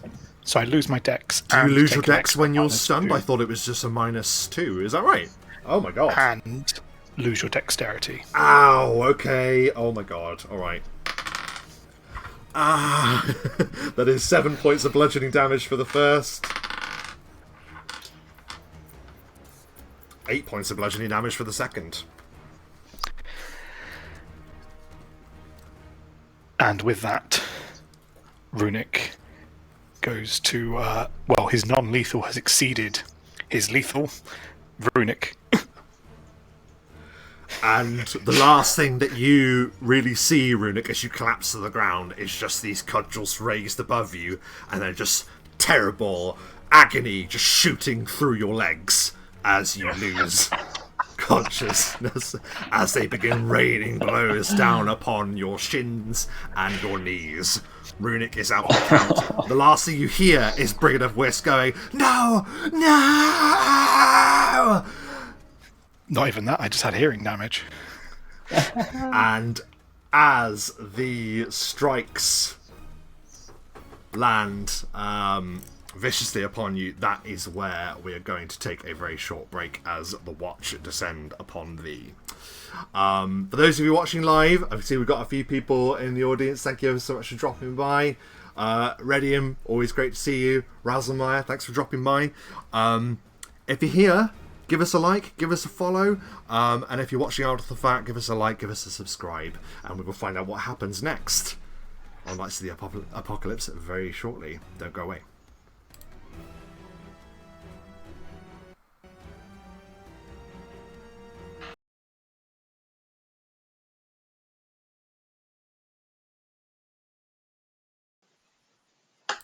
And we have returned. Welcome back. Quick hello to Redium in the chat. Thank you ever so much for being a subscriber to us on Twitch. Thanks a lot for that. Some really great rules updates as well from Razzlemeyer. There are some things that we didn't actually realise that we will be implementing in the future, I imagine. But obviously hard to act on those whilst in the heights of battle. But appreciate the updates regardless. Thanks for the that. red mist. Yes. Now, we're going to. I think it makes sense for us to go with Ansel and Obsidian first of all. As you are fleeing into the night, it is not long because rounds aren't very long in real time that you actually start returning to your faculties, Obsidian, and what is the first thing that Obsidian really is able to notice once he comes out of his paralysis state, Ansel? What is it like as you bear him away into the night? So I'm imagining a sort of, it's not to this scale, obviously, but it's a similar sort of image. The BFG running over rooftops. Yes. He's obviously a lot smaller and sort of carrying Obsidian in his arms like this, but sort of the loping stride and then vanishing and reappearing 40 feet away every 6 seconds. He's running for however far he can carry him and then vanishing and reappearing and then running and then vanishing and reappearing. And although actually if you looked behind you could still see the image running behind them, so it's like a series of... Oh, I love that very much. And if you were to glance back for a second, you would just see sort of like the orange hue of the fire blazing behind you as you run into the night. Now, Ansel, as you sort of are setting the direction, the pace of the run as well, where were you going, if at all, if you'd even thought about it? So initially was just the swiftest exit, and then once it felt sort of safe to choose a direction, he probably would head for the Necro Cave. Yeah, that's very good. So you vanish into the night and you go as quickly as you can to the Silent Rest graveyard. But before that, as we mentioned, Obsidian, you would be able to come to your faculties. What is running through your mind as you have withdrawn from the scene?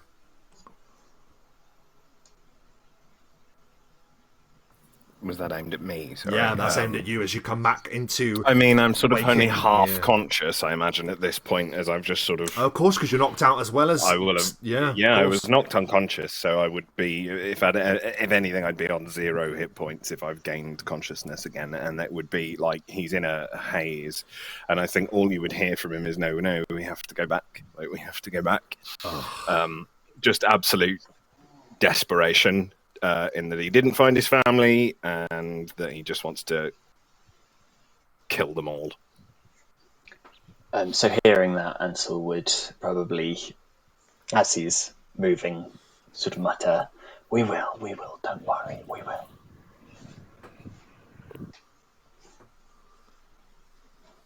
Yeah, I don't think Bogram was really thinking very straight.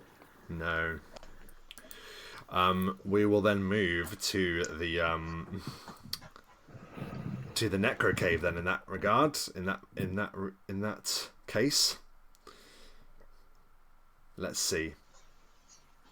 I need to find the Necro Cave. There it is.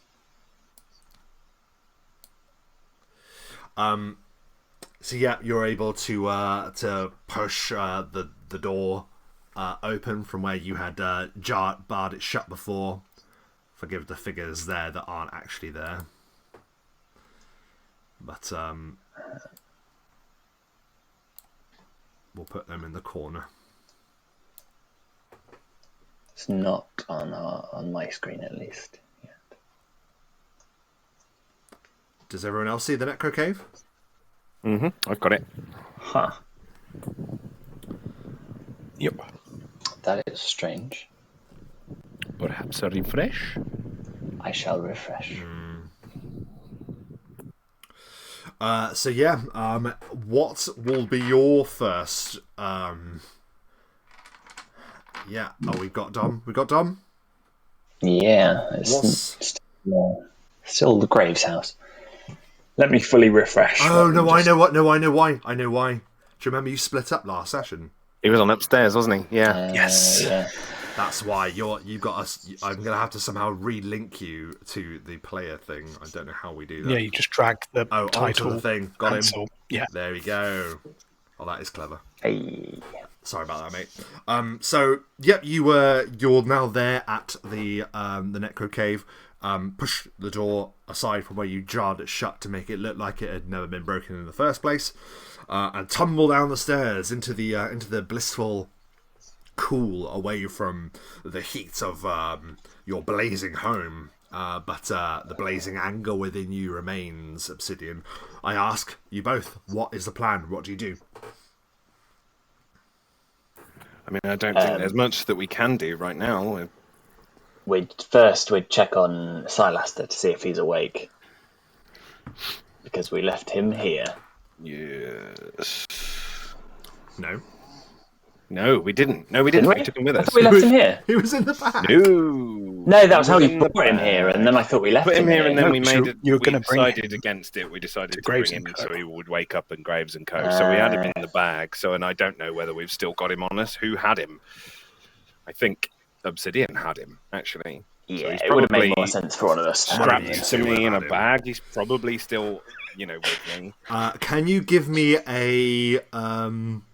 I want to see if he's still where he was in the bag, or if he's fallen in the chaos. No, I'm just joking. No, he's still there. He'd be dead. He would be dead. He would be dead. No, he's there. He's still. Just a head in a bag. I will commence healing myself slowly. 3 points per round. Yeah, you begin to slowly knit back together with your necromantic power. I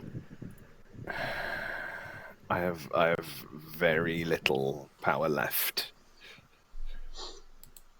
or of any sort that would be effective. Ansel is probably quite tired, but in terms of what he's got left, he's more or less fine with us because his abilities don't run out. He doesn't draw on his own power like that.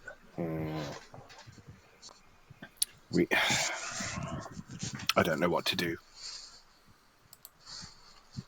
We should rest. We need to go and get recuperate. that dwarf fella that was with us. Yes, he came here, didn't he? If he escaped, he would know where to come. We said this was our base of operation. Or it was the only other place we took him, at least.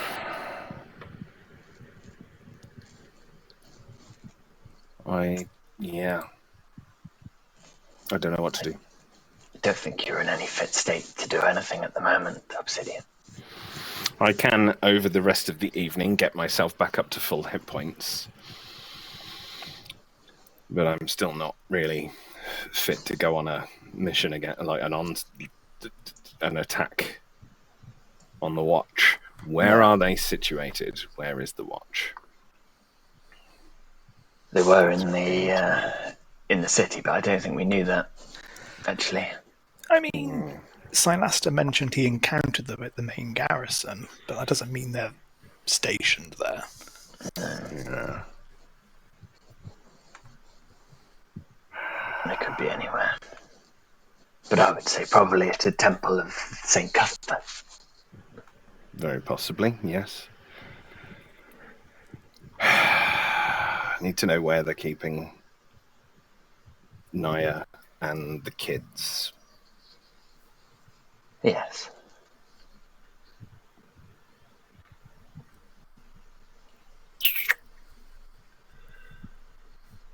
And I have absolutely no idea how to find that out.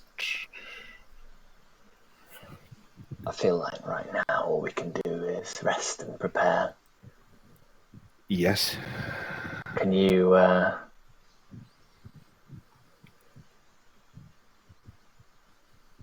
I'm wondering if you can build a small force in the time, or is that beyond you in this moment?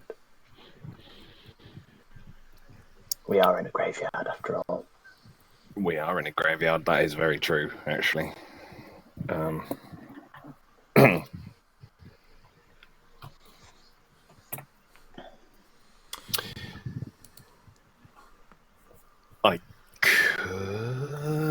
I could, but it depends on, no, it would be, because it's a level 4 spell.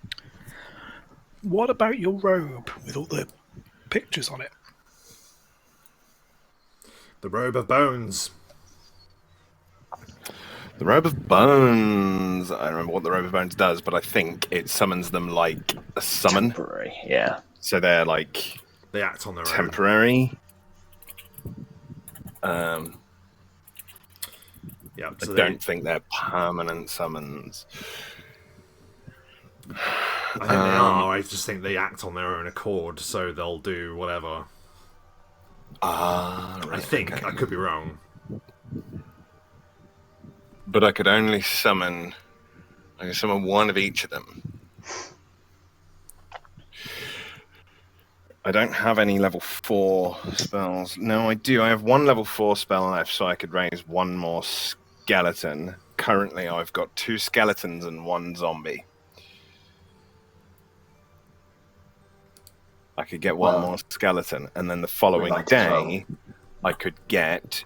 this would use all my level 4 spells, but I could get another 6 skeletons or zombies. All under my control.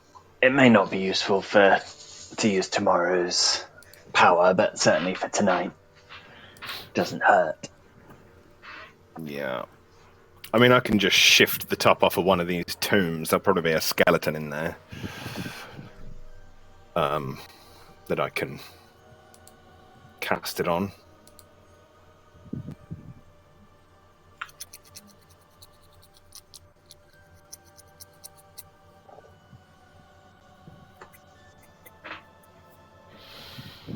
And one of my zombies...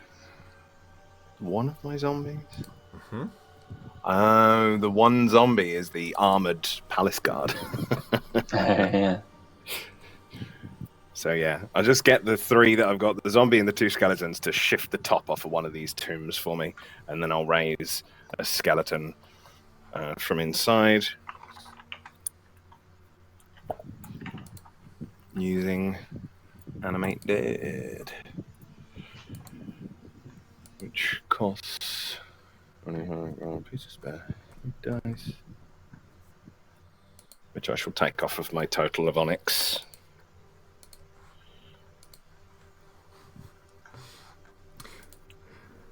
Okay, that's a great idea. Yep, so you begin doing that procedure. So now I'll have an extra one, and we're going to have to use some of these in combat now, which I hadn't planned on doing, but the odds that we're up against, I don't think I've got much of a choice. So yeah, we'll use the last of my level 4 spells to do that, get myself back up to full health, and then I don't know what I'll do. I don't know. We could ask some sort of high-level demon. Is that a thing? Is that something you can do? That's something Trick can do. It is something. I'm not sure he'll. I'm not sure he will want to speak to his old master. I don't think that's going to be good for him. But if I asked him to, I think he would. You can use commune to ask 6 questions of a. What of the Dogai? I mean, a high-level demon. Yeah, there's the Dogai who could help, but I don't know what help we require. That's the thing. Give He you would help us with, things, like, wouldn't it? things. Yeah, but the Yeah. thing is now, Power things up. are what we need. Could he help us with information? We need to know where are the family, so we can go and get them back.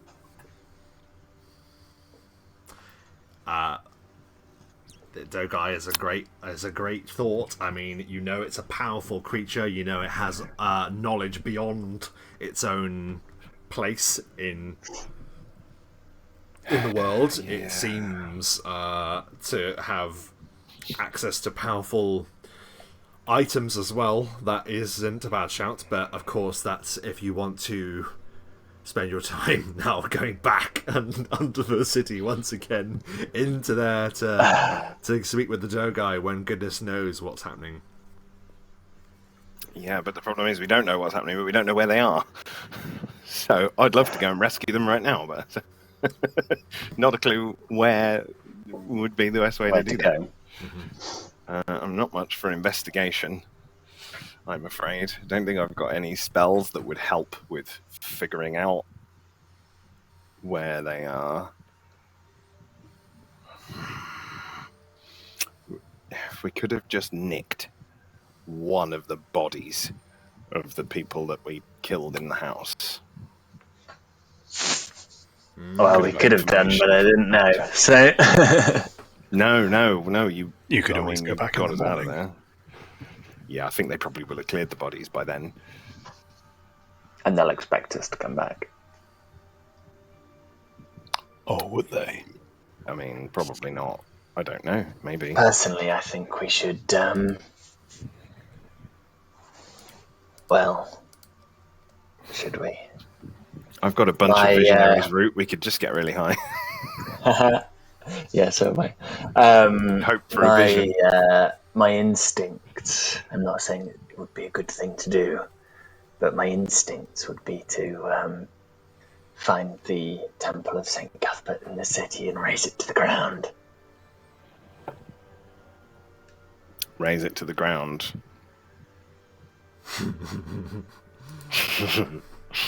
I mean, I really, really love that idea. There's a sort of There's a tit for tat there. There's like a slightly pleased look in his eye that's just unsettling. He's livid.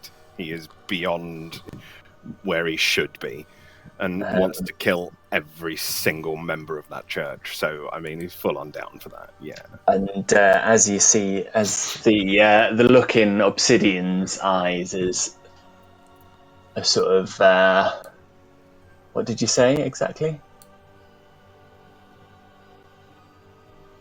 What did he say? No, what did you say about the look in Obsidian's eye? Just unsettling. Like, there's a glint, but there's a rage behind it, like he would gleefully.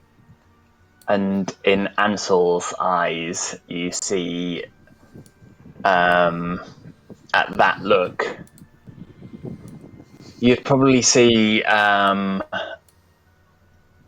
look on his face would be similar to a person who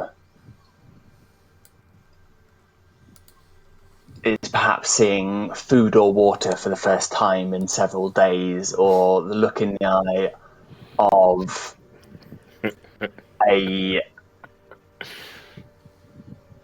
let's just say that.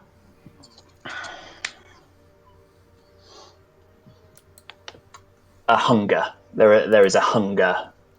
Okay. At his noticing. Church of St Cuthbert. I'm sure I know where the Church of St Cuthbert is. Can you both give me a will save, please? A will save. We can, yeah.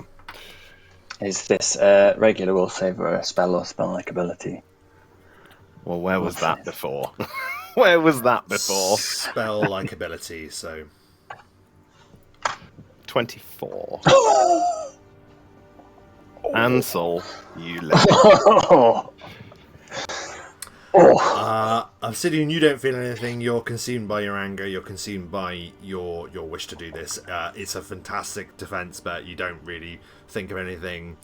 Ansel, you're aware of something as like you're thinking about this deed, and you use the right word, hunger, and you feel like an almost insatiable,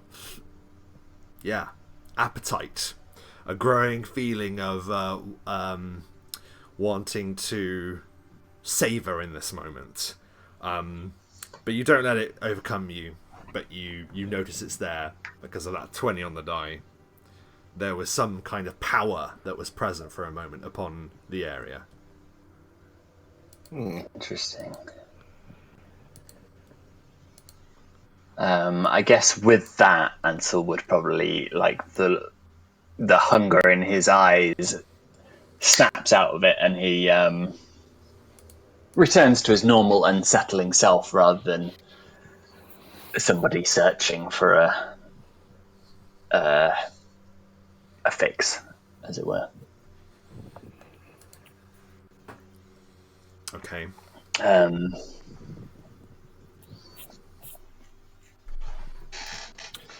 I think it'll take a lot, but I think, like, at the same time it won't, because they're so fucked.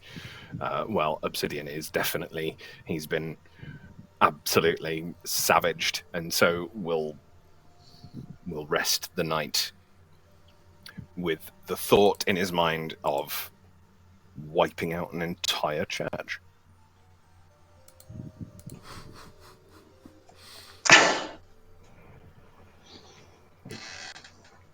I think in contrast, Ansel is restless. I mean, they probably take turns in sleeping, even with the skeleton zombie guards. Mm-hmm. But he sleeps restlessly, rolling and almost a cold sweat on his forehead.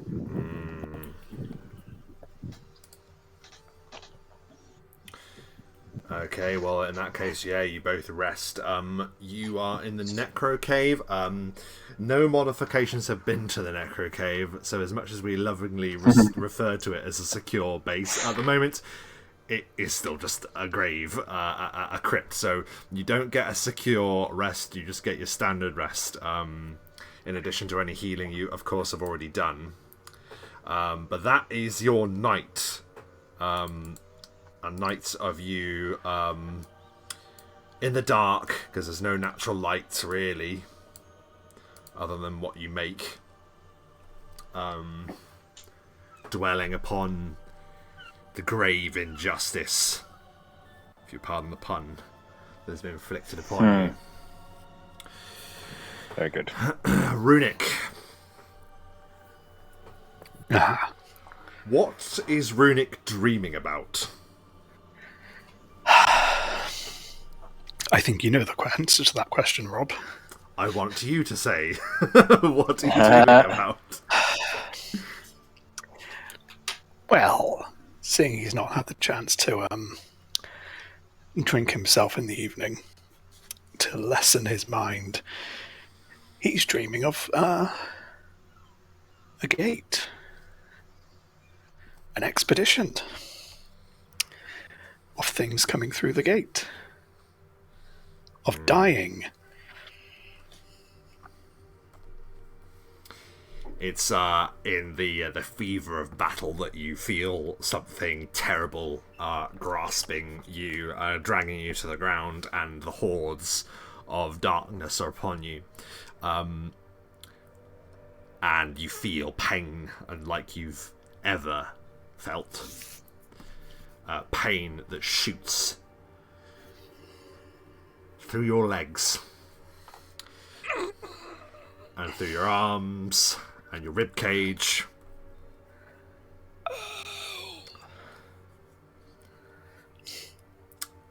Please roll 2d6 for me, please.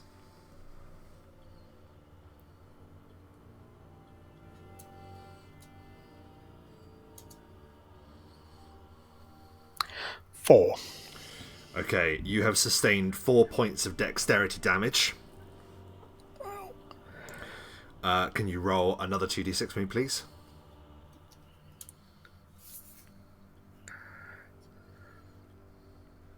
Oh, 7. 7 points of constitution damage. Oh. You're suddenly out of the dream, and you just feel as bad as anyone could feel. You could scarcely crack your eyes open. Such as the bruising over your face, across your body.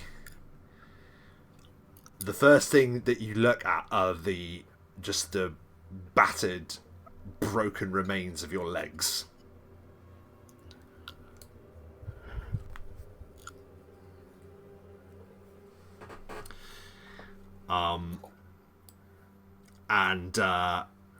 You look about and you realise that your head is leant uncomfortably against a solid iron bar where you've just been cast into a cold cell. Your belongings are not really upon you. You've but a cloth for your dignity. Blood is just caked across you. Your own, you imagine. Pretty big cloth, they might. Massive. It's a bed sheet. Sorry. Yeah, you're sort of this. I mean, I had to do this quite quickly, actually. This picture, because foolishly, You're a very quick drawer, man. Yeah, I drew that. I just knocked this up real quick. Amazing, the shading. And yeah, I know. Yeah. 3D lighting, I think, is impressive. Thanks. As well. But the lighting is actually the incorrect thing, because there would be no natural lighting. There would be no window there. You are clearly in a subterranean jail of some kind, Runic. Doesn't take you being a dwarf to know that, but you feel that you are beneath the earth. For whatever cold comfort that brings you. Well, but yeah. You don't know how much time has passed. You don't know really anything other than you are in complete agony. Oh. In a cell. Chained or just... You aren't chained, actually. No, you're just have just been cast in here. They don't feel like you're going to get anywhere fast by the looks of your extremities, to be honest. Yeah. Do I feel if I've had any reserve of power points? You have not been able to rest, if that's your question. No. Oh, I feel better. No, you have not been able to rest, sadly, in this time. Okay. You don't have to wait long. However, you hear the awful screech of an iron door opening somewhere on high, and then you hear footsteps.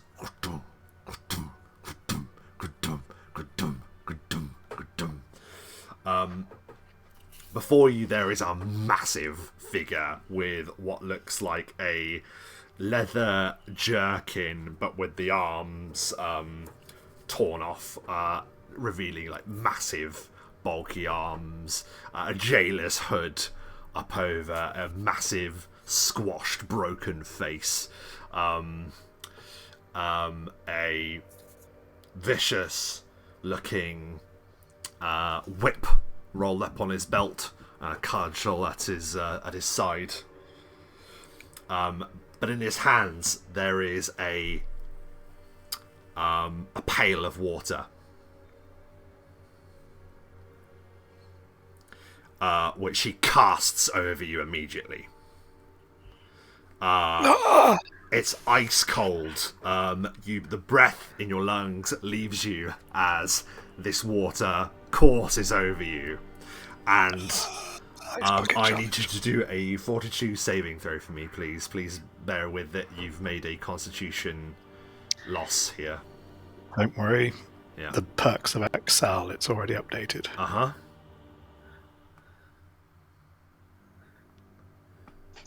Love those Excel character sheets. Hang on. It's more than that because my items are off. Yep. So that is...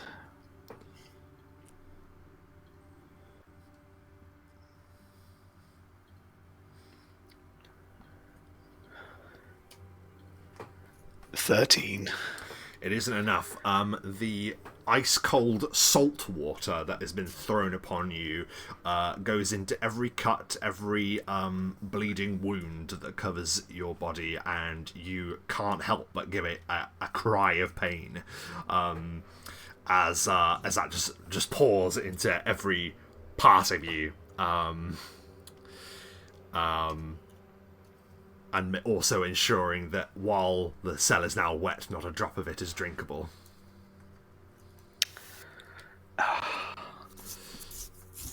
A figure moves from behind the jailer, and I don't think you actually saw Knight Brother Enos, but you see him now, and he will say, "That'll be all."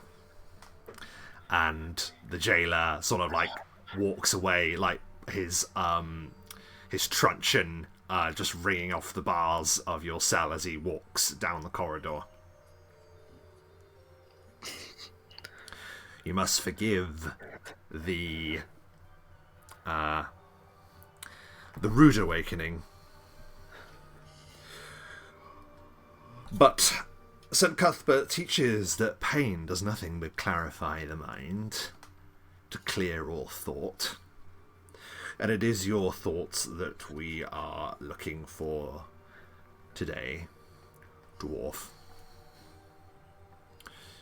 Your companions, the company that you have chosen in this city, while questionable, are subjects of interest to myself. I have been charged by the Knight Commander Lanka and Knight Captain Lanka and Knight Captain Fogwill to investigate them.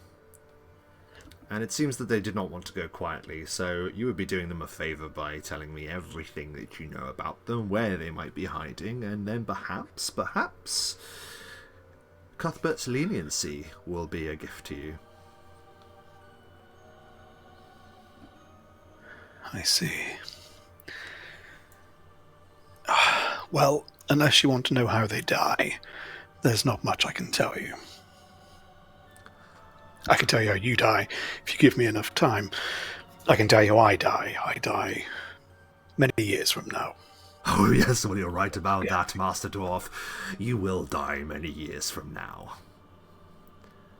But you will not live till that point, oh no. You will merely exist. You will exist as a nerve, to be pinched and plucked and beaten. I ask you again, where might we find them? Where might they hide, should their headquarters be destroyed, as it has been? Look. I was brought in, shall we say, as a freelancer. And we spent most of when we were together below ground. We came up. We went back to Graves & Co. And here I am. I do not know their actions. I didn't have enough time to get to know them. Their names I learnt indirectly. I'm also aware that is a bluff check. Yes, that is actually, because the names is an interesting one, an interesting point. You can give me a bluff check, please. Well, that and the fact we did go to the cave beforehand, I'm just admitting that. Yeah, for sure. Yes, yeah. 14. Yeah, well, he's got to oppose it. It's one of these rare occasions where a full character stat block for high-ranking members of the Watch, and like Brother Enos is no different. He will say,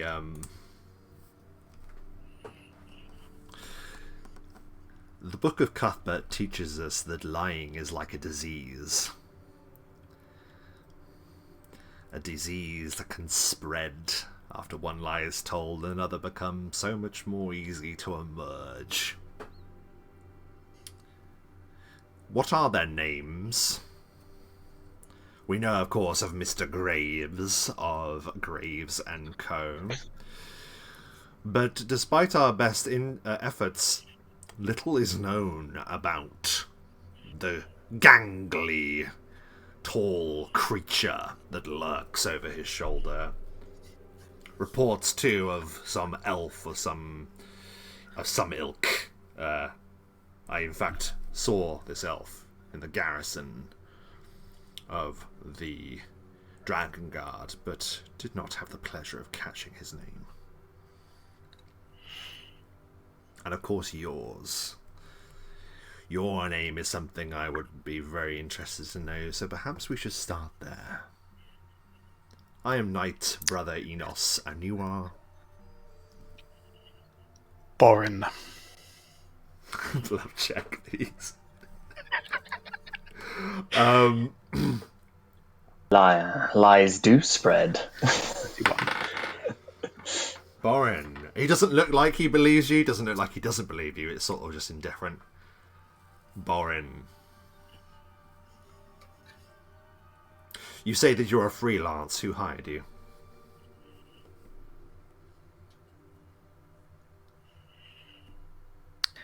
The Dominion.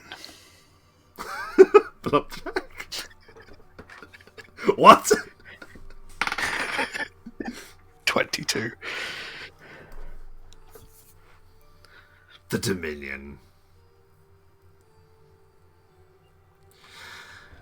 And what would the Dominion have, and why would the Dominion be interested in this motley gang that has done nothing but noisily clatter around the city ever since they arrived? I just do as I'm told. Well, whether you believe it or not, that will be true in time.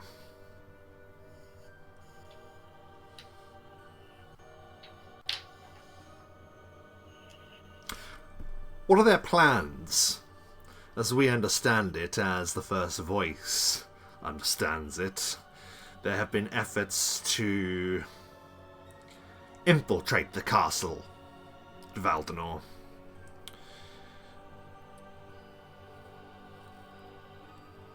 The king's last writ, his will and testament, proclaimed that it was to be Graves that would embalm him to his final resting place. Why is this? Why such a humble choice?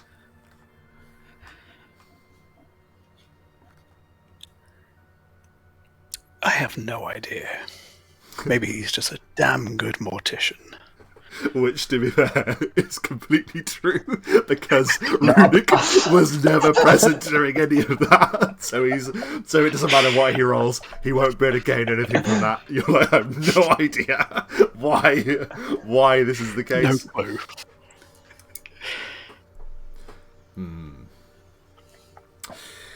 I'm sure it has not escaped your notice that there is a blight that grips the heart of this city. The dead total almost triple of that of the usual mortality within a city this size, and is only beginning to grow.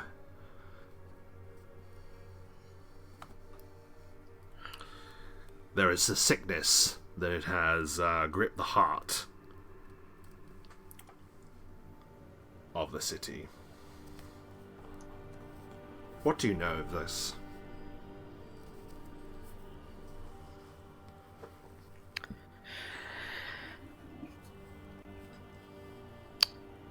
People are dying or slipping away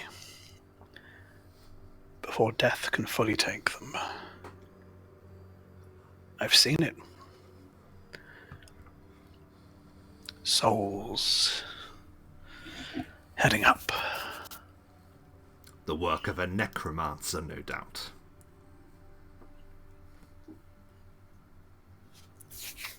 Perhaps. Tell me, what is Mr. Graves' plan with all of the souls that are being collected within the city?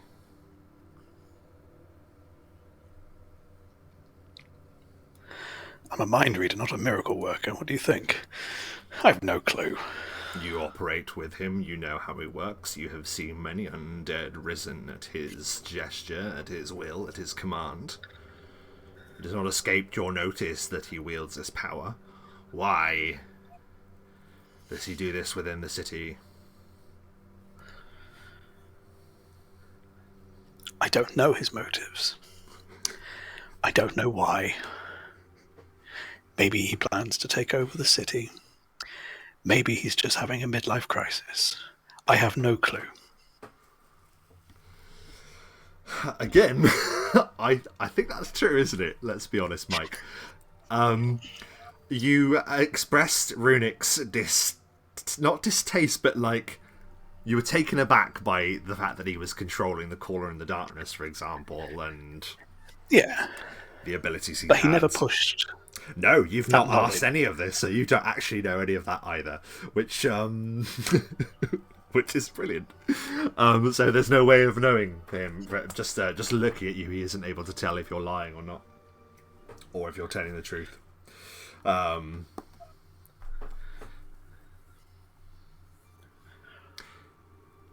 You are in a rather delicate position, dwarf.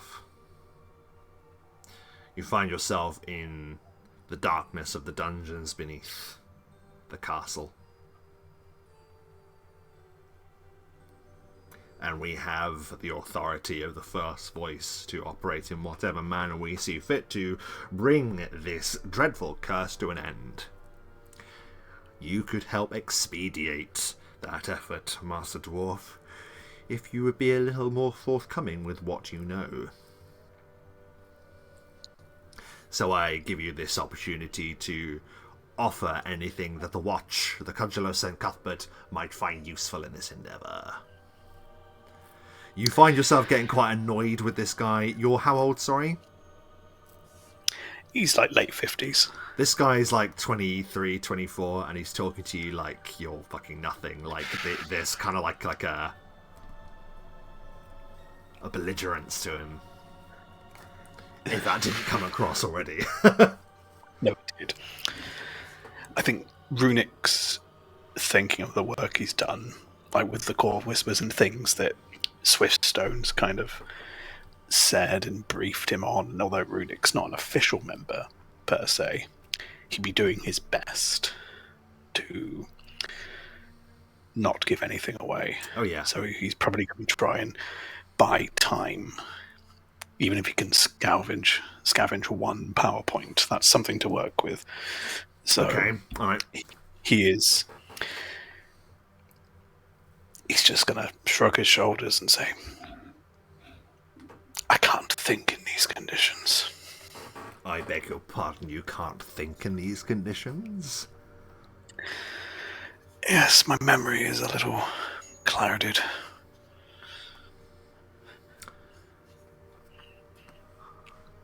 Then allow us to take you to more adaptable accommodation. He gives like a nod, and the jailer comes in, ringing the truncheon across the bars.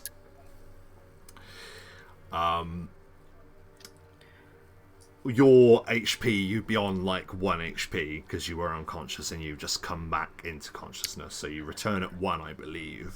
I could be wrong. Well, no. I'm back. I would have come back at 42 because my non-lethal damage would have cured below it. However, with the con damage I've just taken, that has taken me down to 2. So Okay. I'm on 2 hit points. Okay. He says you're going to enjoy some more adaptable accommodation.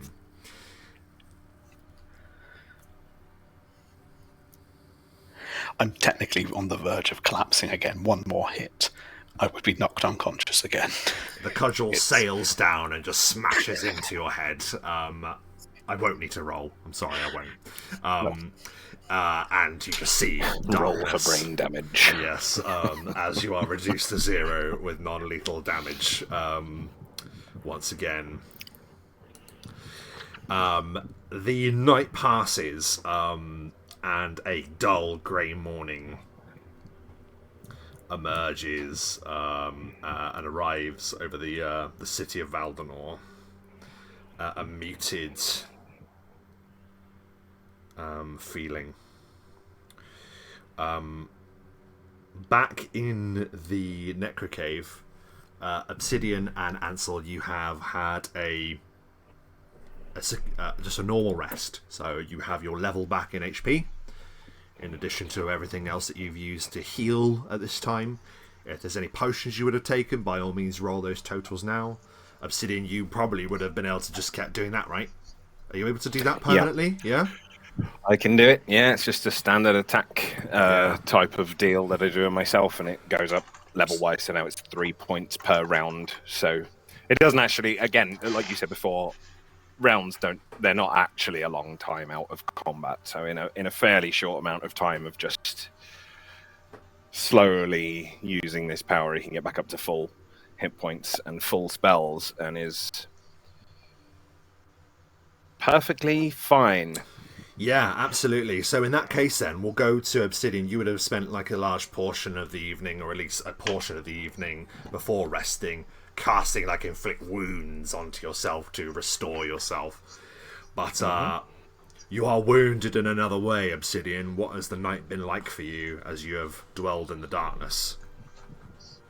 I think that he's probably been in and out of sleep. He's probably had fairly unpleasant nightmares of losing his family, or a public execution of some sort, and all sorts of things. He's been thinking about what to do, and I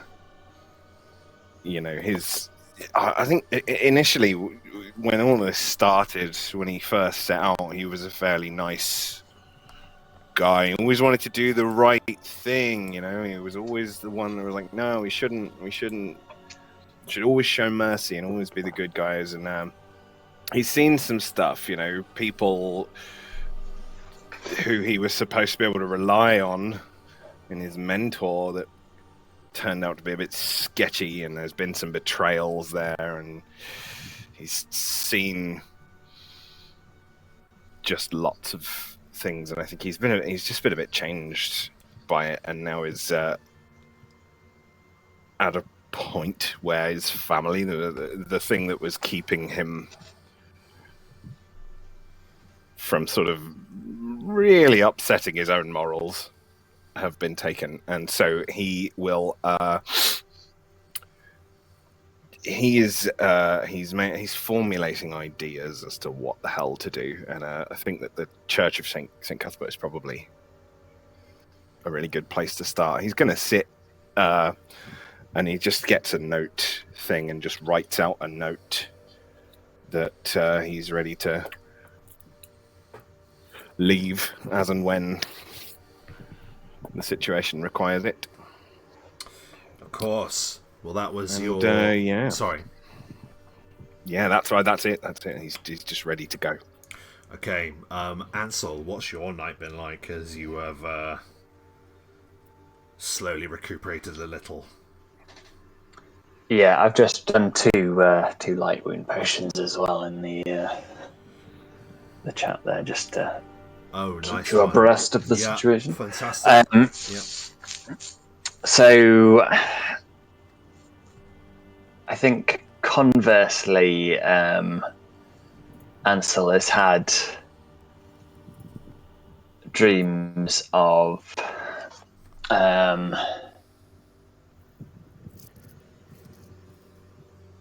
or like, I don't know how to describe it. It's like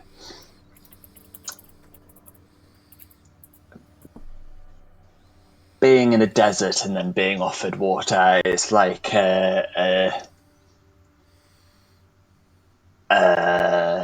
yeah. I don't necessarily want to compare it to a modern day thing, but it's the enticement of something that's not really been there before, and it's sort of despite himself that is lurking in his mind as he's trying to be sensitive, but there's an adrenaline that comes with being offered something that you crave. There is. And it's that adrenaline that you feel as your heart pounds, as both of you, your hearts are probably pounding with kind of like an anticipation of this day. You know that you're going into an environment that is not safe. You don't know who's going to be out there. What's the plan? What are you going to do?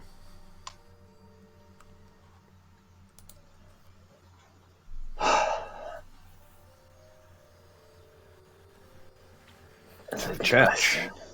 To the Church of St Is that what you Cuthbert. want to do? Okay.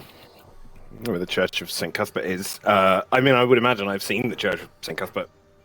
Day to day, I will know of it. Yeah, you would absolutely know do where I think it is. it's a bit of a stronghold? That's an interesting feel like question. the sort of place where the Watch would... I mean, does it... Is it just a church by the looks of it when I, have been near it? Obviously, I don't think I will have ever been in the Church of St Cuthbert. It doesn't interest me at all, but... By comparison to a number of the other temples, the Temple of St Cuthbert would be a rather less overstated affair. You remember that there was a significant amount of restoration work being done on the Temple of St Pelor, hence why you were operating in the ruined underbelly of that temple. This one, you don't know it to be. You don't think it's a stronghold of any kind. You've only ever heard of it just being like quite a Spartan affair, really, kind of understated. Nothing over the top. Grey stone. You can give me a religion check just generally on St Cuthbert if you want. 16.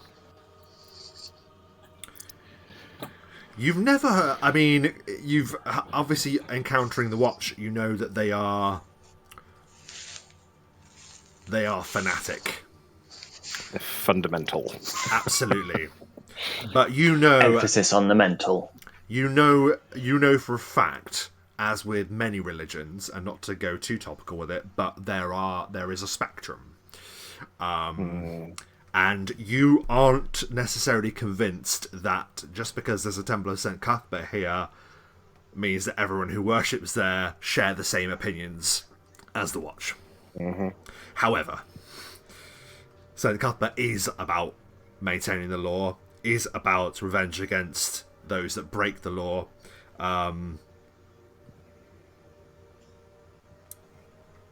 Yeah.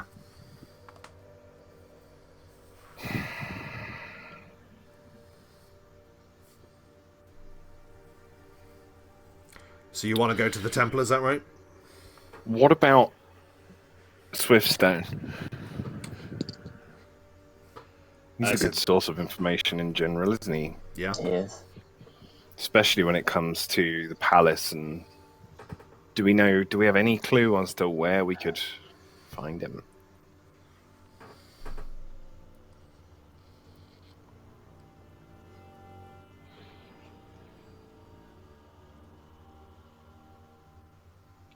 I don't know where he would be. I Would he know be the answer to this. In the bag of holding, there is something that might help you.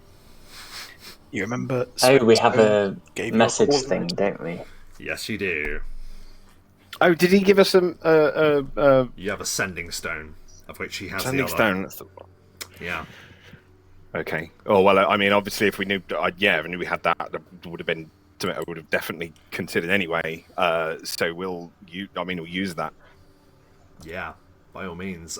You hold on to it for a moment, and you don't need to do the check to understand how this works. You really just need to focus on trying to communicate with Swiftstone. And eventually you feel as if that connection has been, like the circuit has been completed, and you hear the cautious voice of Swiftstone. Ah, you're taking your sweet time then, haven't you? Contacting me. You asking about the flower arrangements, eh? The flower arrangements. We were not in a particularly good state. I'm sorry, who is this? I'm not quite sure I understand who this is. Flower arrangements. Aye, for the Is he talking funeral. in Aye, code? yeah. Ansel, do you understand this? Talking in code, spy, assassin stuff? Because I don't, and I'm not good at it. No, I think he's pretending to be a something for the king's funeral, perhaps. Aye, just give me a moment. Okay, I'm sorry. I have to take this. I'm so sorry. Is he working in a florist? Is that you? Maybe. Is that you? Of course, it's me. Where are they? What do you mean? Of course it's you. Just checking. I saw your house has been burnt down. I know. The watch. Where are they? The watch? I thought it must have been the watch. Well, they're everywhere. They're in the city. Right. Their base. Where would they have been based? They're garrisoned in the castle. Tell them that they have his agent. He'll be more pliant. One of your agents, the one that you gave us, the dwarf, they have him. Oh no! I can't imagine they're being kind. Oh my, Martin's beard, no. I'm trying to help you anyway. The moment I heard, I've been doing my best. They are garrisoned within the castle of Aldenor itself. They're saying that the first voice is, has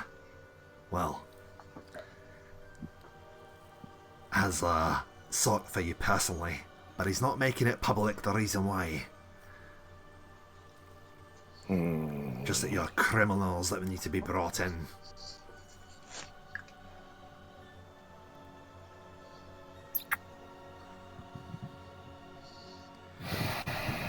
But it's his word, it's his order that the watch is here. Okay. Ansel, Yes. how do we feel about the plan? The other plan, the original plan, to take control of Apophis? A little body snatch action. A little, yeah. Could still work. You could command them to leave again. All you would have to do is get me, the small crystal version of me, within, was it 200 feet, I think, of Apophis? Let me just check. Magic jar.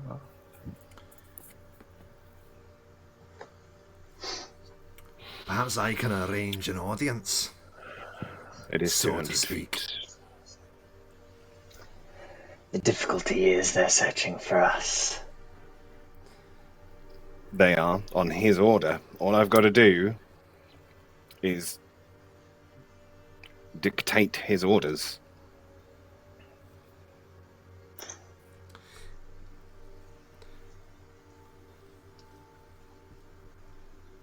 there is a chance. It seems that the first voice wants to face you directly for some unknown reason. Perhaps you should give him his wish. Okay. I think maybe we should. Is there a way that you could arrange that? That we're willing to surrender ourselves, but to him personally? I am losing influence by the day in the castle, but it would be a significant risk to me. They may believe that I am an ally of yours, rather than that of the crown and the first voice. Maybe you could just say you know where we are. But there's no guarantee that they'll take you gently. There's no guarantee we'll actually be there.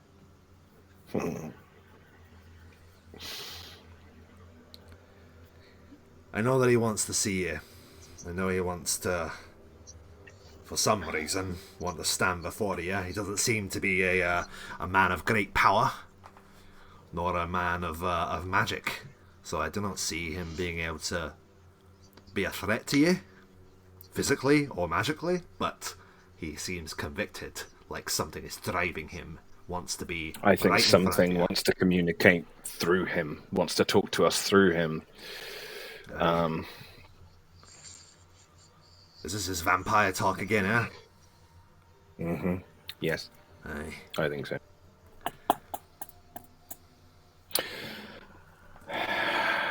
Okay. If you can prove that he's compromised in some way, then that'll be enough to undo any order that he has given, including bringing the watch here.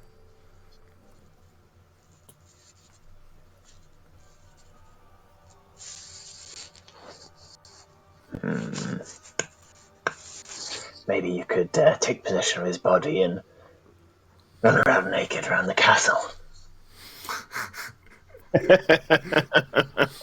Can't get much more compromised than that.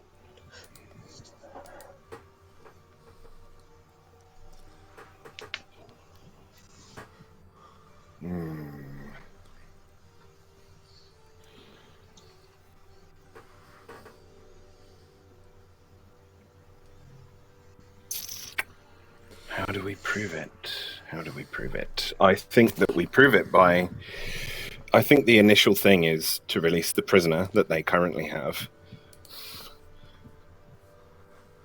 And to get him free of the mind control in the first place. So that we don't need to prove it, he will confess. Aye, it's a shame that Runic was the one that was caught, no offence to you, but he's pretty good at the old mind power and all that. Mm-hmm. If we know where he is, there's a chance we could get him out. Runic? Yeah. Yeah. Like I say, the watch garrison the castle. It is a safe bet that they will use the jail there. I do not see him brought in personally, but that's my bet. If anything, it is bait to draw you closer.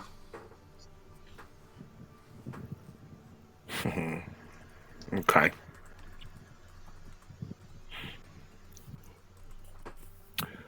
I will dress up one of my undead in my clothes.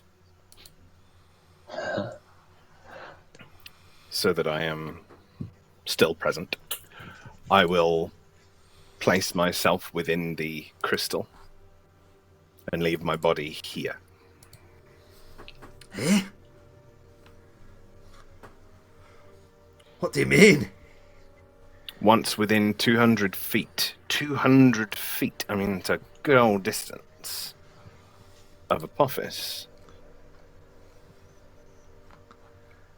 Aye. I will attempt to take control of him, placing him within the crystal. And what happens if that fails?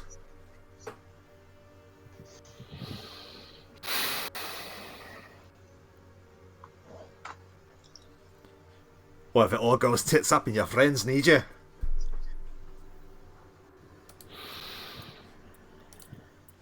If it goes tits up, my friends need me. They would just need to break the crystal, and I'd be returned to my body. This It would isn't at least be able to Swiftstone. help. This is me actually asking as well, because obviously we need to think about this. Is that true?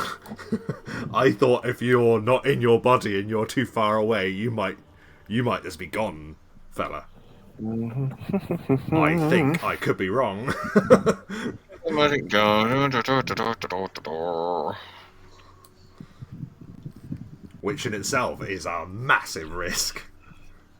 Yeah. It automatically succeeds on further saving throw if you attempt to resist his body again.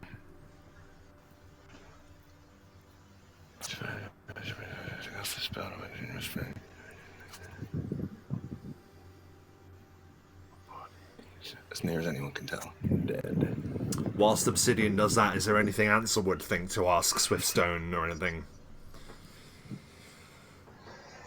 I think kind of got all the details I can think of. Yeah. Annoyingly, I feel like I'm not able to formulate plans very well I just in this read, situation.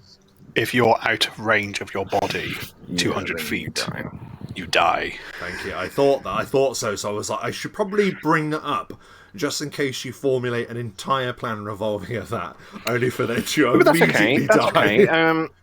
In which case, then, it would have to be a case of somebody's handing me in my unconscious body, so then I could still be there. Or the old head in a bag trick. Or the old head in a bag trick, yeah. Not above being a head in a bag.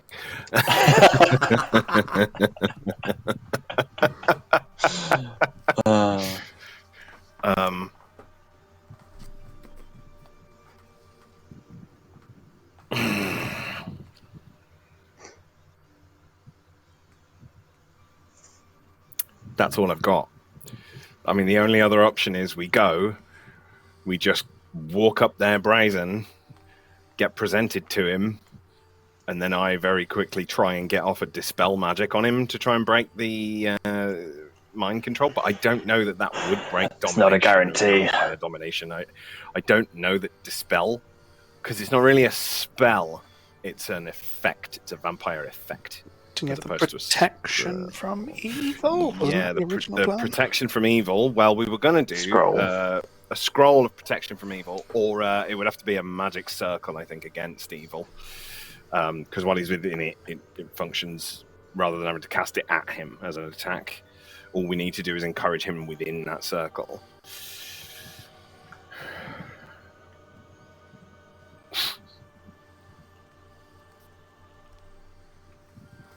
Oh, that's difficult. It's very difficult. Yep. Yeah, this is why I've not already done it.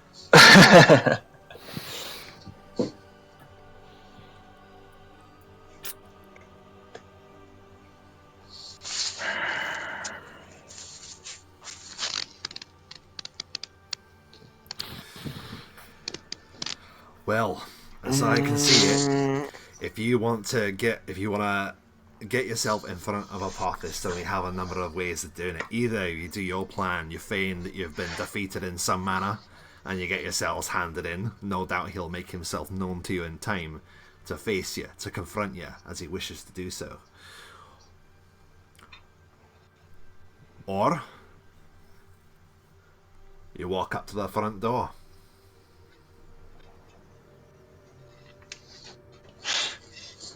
Just go and knock. Yeah, the issue with that is they beat the crap out of us and take all of our belongings and knock us unconscious first before we meet Apophis.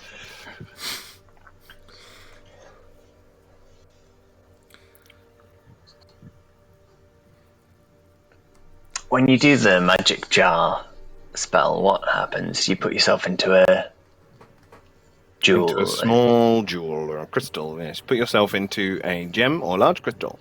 Leaving And what the body happens? lifeless. Your body, for all intents and purposes, appears dead. Okay, and the jewel or crystal? How big are we talking here? A gem or crystal worth at least 100 gold pieces. Well, that's That's all it says. potentially quite small. Yeah. Could swallow it.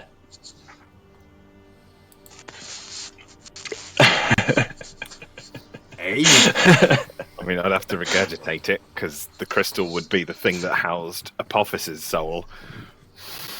It'll come back out eventually. Yeah, not sure about Oh my god. that. Oh my god. Yeah. It's I think an I idea. probably have to be holding the crystal to cast it. You could hold it, and then I could eat it. Oh, that's grim, isn't it? It's pretty Like grim. out of you? I don't even want to think about that. I'm not sure what What if it damage gets- it would do to What if it insides gets as stuck well. somewhere? What if it gets stuck somewhere? It can't. Or we could put it in one of your creatures. Well, to be fair, I do have a small devil companion who can naturally turn invisible, who could just carry it alongside you. I'd save trying to deep throat a diamond. Yeah. Ladies and gentlemen, Dungeons and Dragons. D&D. Dungeons and Deep Throating.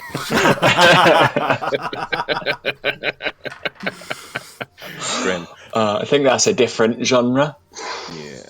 Okay, we'll go to so even what do we? more What's niche. the story? What's the story? I think that's the most important thing here. Is what's the story? You know, we Yes. can get it so that my lifeless body is in your arms, right? And that crystal is with you, but they can't see it, and you're just handing me in. But why would you be handing me in? You know, like, for what purpose? After you've rescued me, maybe I died, and maybe you saw no other way out. Yeah, I'm not as good at lying as you are, is the issue.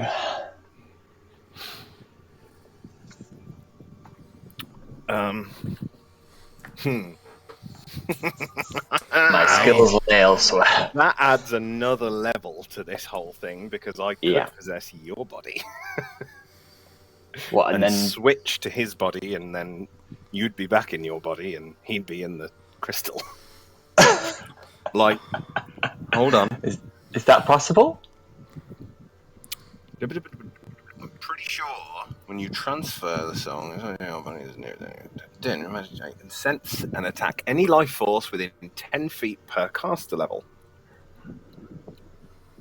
You do not need line of effect from the jar to the creatures. You cannot determine the exact creature types or positions. No, that's not what I'm doing. Attempting to possess a body is a full round action. Possess the body and force the creature's soul into the magic jar unless the subject succeeds on a will save.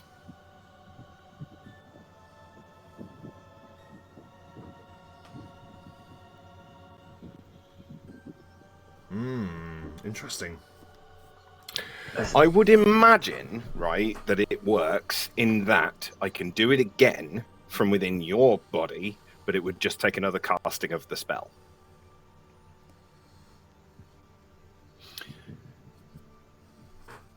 Do you think... As a standard action, you can shift freely from a host to the magic jar if within range, sending the trapped soul back to its body. Okay, so if you had the crystal...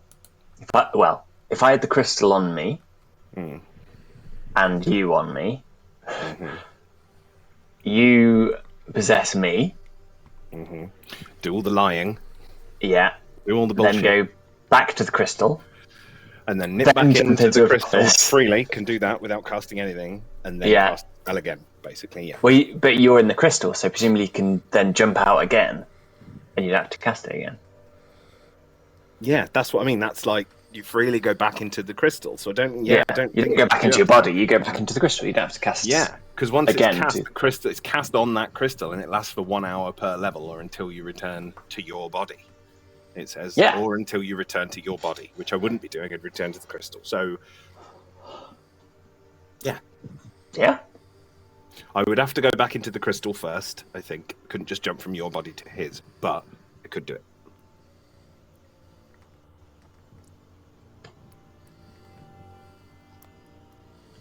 Or we could get a random watch person. It's all a bit convoluted. It is a bit. It's all a bit convoluted. If you jumped in... No, that wouldn't work, so no. Yeah. Swiftstone has been very quiet for a while, and then he says, "What do you actually want to achieve?" I want to possess Apophis. Why? So I can get all the prisoners released.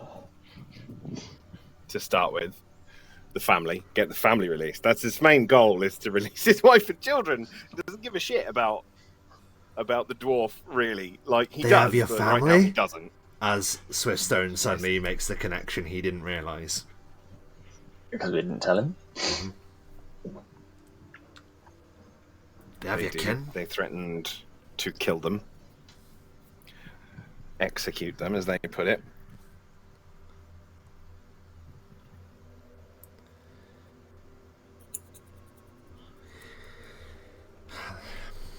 There are some things in life that make all the complex questions of the world seem ever so simple.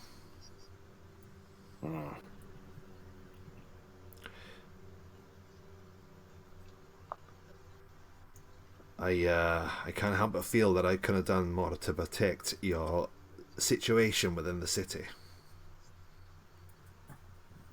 We didn't know what they were going to do. But they will pay dearly for it. Oh, I can imagine. But the question is whether you pay at the same time.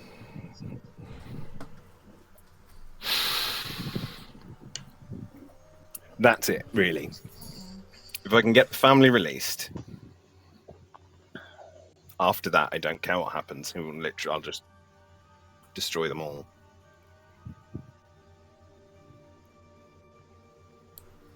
There's a lot of them. Mm-hmm.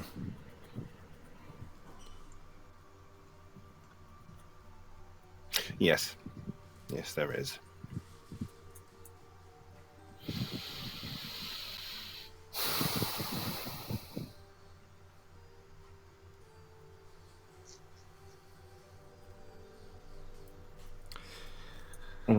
This is something you don't want to rush into. You need to be ready for what you're going to do.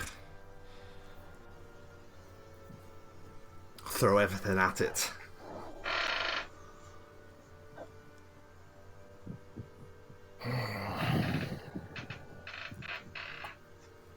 Maybe we should just go.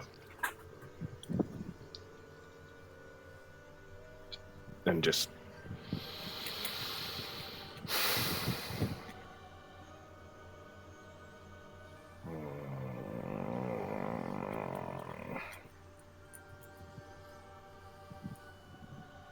Maybe we barter for their release.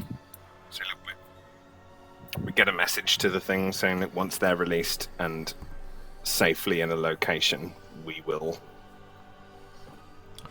With what? What have you got that they'd want? Us. Or me, I can't speak for Ansel.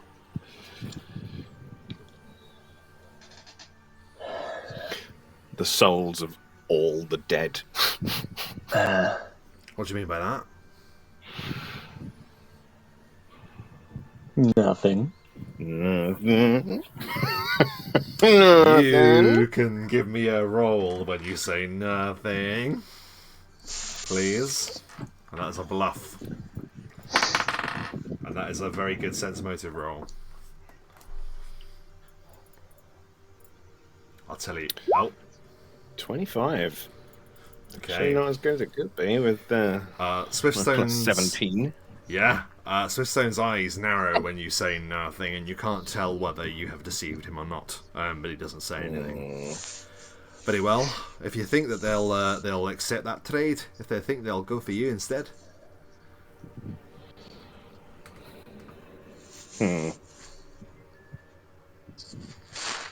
How to get that message to them? How do we do that? Well, I can be of some service there. I can say that I intercepted some information about you. What information would you like them to intercept? This is my job to do this. I think, I just want them to get a message that says, release the family, the Graves family, and where would they be safe? Where would they be safe?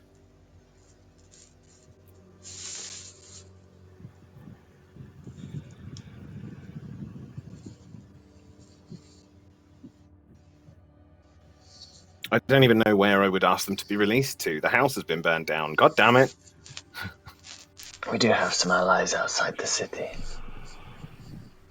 Yes, we do. Olem. I would not trust that man to not try and make zombies out of my family.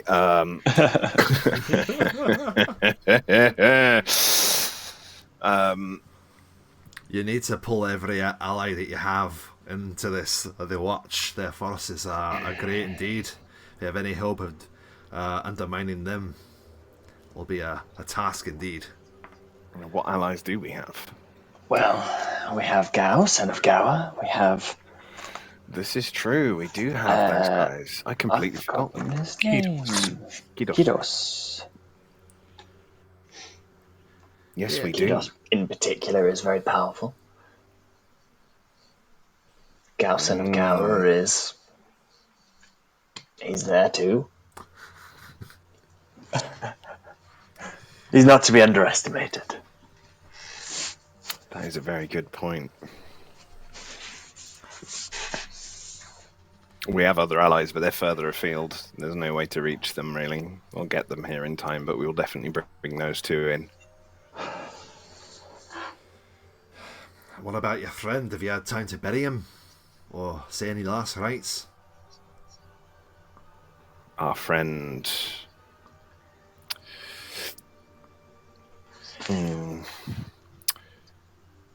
Our friend is only mostly dead. What?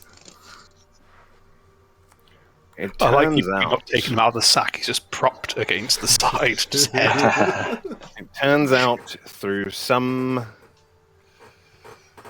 magic that we are not fully understanding as of yet. He is maybe going to return.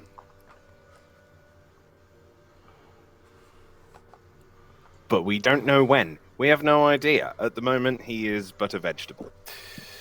Right. And we have absolutely no clue when he could return in a month, a year. We don't know. We just know he's breathing. So we cannot rely on him for help, unfortunately. But don't worry, he's very comfortable. Oh, that's good. I think we should call in Gao and Kidos. And I think we should attack the fucking garrison. You want to attack the garrison? I will summon every single undead I can muster. You need to maybe rethink about that. I understand that you wish to bring as much rack and ruin upon them as possible. I'm definitely going to do that. But not against the garrison, you won't. You won't last 5 minutes. Not against the Dragon Guard. They are still honor bound to defend that castle. And it is they that you will face first if the garrison is where you go. This is why I'm saying we get into the castle and then unleash hell. Yeah, but then they're on the other side. They're behind us. The then. Dragon Guard aren't allowed in the castle, though, are they? Not that we know that. I know Danako, and I know that he does not like what is happening at the moment. I know that he knows that the First Voice is corrupted, compromised. I can arrange it that the Dragon Guard do not raise a sword to you. But it'll take some doing. So then we just need to get into the castle. It is their place, it is their oath to defend the kingdom. And that oath will surpass anything that they've sworn to their first voice, who isn't even the king, who isn't even the prince that even now rides to Valdenor for the funeral of his father.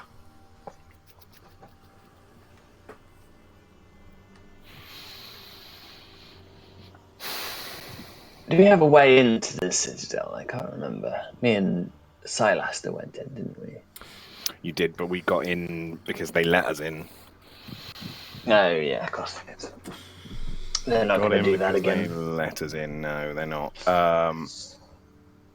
You know how to So get really- to the. You know how to get to the chamber of rest.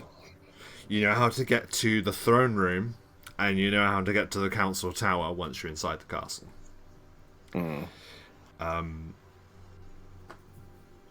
It just depends where Apophis But it's is. about- That's the problem. Getting inside the castle in the first place, isn't it? Which is difficult.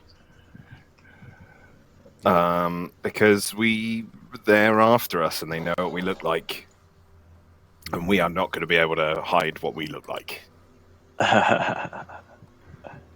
We stand out somewhat. So either some crazy attempt at subterfuge to get in there in the first place, or we just go and go for it, or we go as both of us dead. Both of us. Yeah, I could do magic jar on both of us. The Oh, spell. okay. So do it on you first and put you into a crystal in your own pocket. And then do the same to me. And we're both defeated and dead, and we are presented as dead bodies. And we can return to our bodies whenever we choose and get the element of surprise.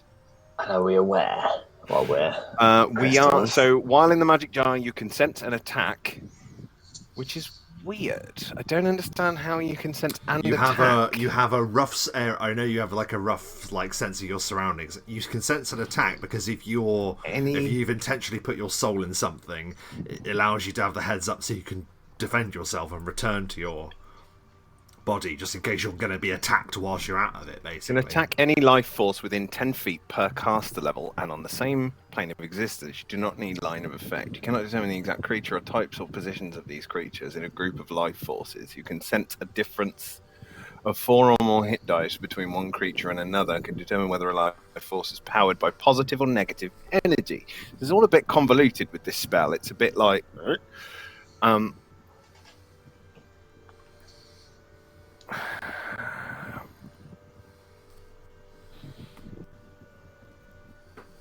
So no, I don't know that we would have much in the way of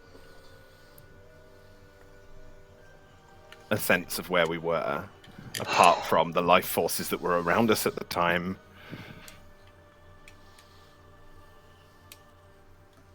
So Swiftstone hands us in, having found and defeated us.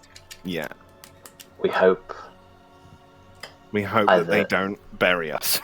or that the Watch come and realise we're not dead.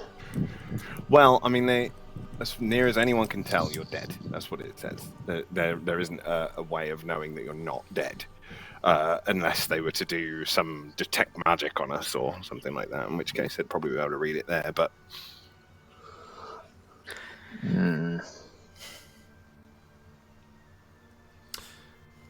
well, I think that this is going to have to be a plan that we give a lot of thought to. This is something that we're going to have to really hammer out. And with a little bit of planning and a little bit of, I tell you that, a lot of luck. It might be that we can position you in a place where you will be able to face the first voice and put an end to this madness. I will come to find you when I can, he says. Remember, he's still talking to you through the stone. yeah. You can let me know where you are, if you like. It's entirely up just to a you. thing, isn't it? Because Obsidian wants to go and rain hellfire down now in vengeance. Mm-hmm. Like, But I just don't see any way of doing it that isn't absolutely suicide and that wouldn't save his family anyway, because he doesn't know where they are. The only thing he can think of to do is to get Apophis to command them to be released. That's all he can think of. The moment they know that you're involved, they will be able to use your family against you as leverage. Maybe Yeah, I mean, well, that's what they're doing. That's what they're doing now. If they think I'm dead, Aye. and I mean, the last time they saw me, I was done, Aye. Aye. very close to death. So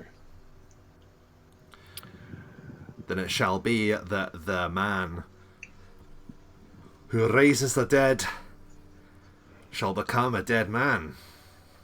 yeah, Let us hope that is enough. And as you continue to plot out the finer details, which we'll work out this week, our vision returns I'm lost. deep beneath the castle. We return to Runic, otherwise known as Borin to his captors, perhaps. He doesn't know. Borin, you open your eyes, but you have to convince yourself that you have opened your eyes. As we return to you, because it's in complete darkness that we return to you. I do have dark vision. You do? I'm a dwarf. Very good. Of course. So as you open your eyes, then, you are quite disturbed to see that directly before your gaze, and indeed all around you, are a vast number of metal spikes. They are at your back, they are in front of you, they are at the side of you, they are above you. You can give me a dungeoneering check.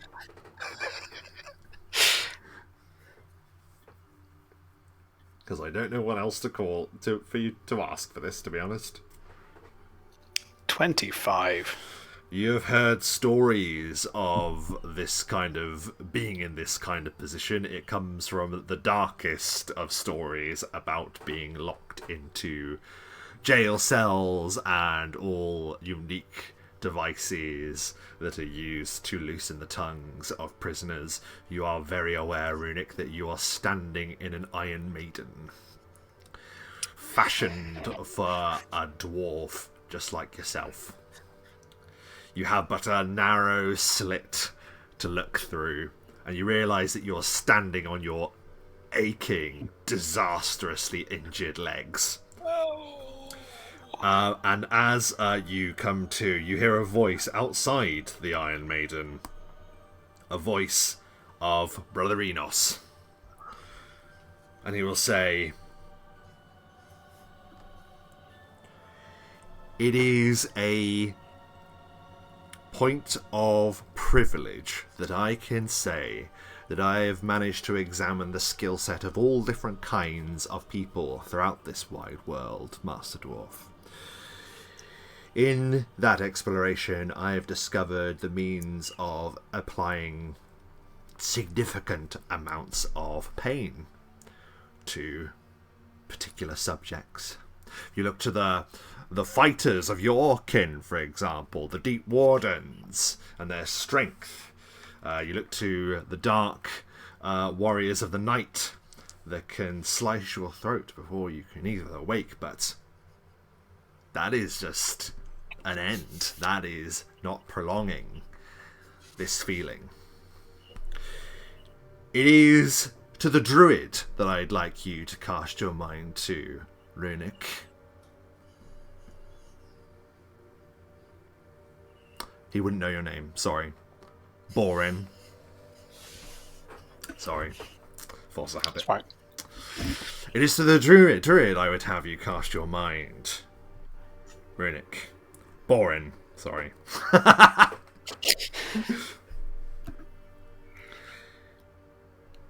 Now, you wouldn't think it, but our friend here, and he nods, and you can see like a vast shape next to him, the jailer.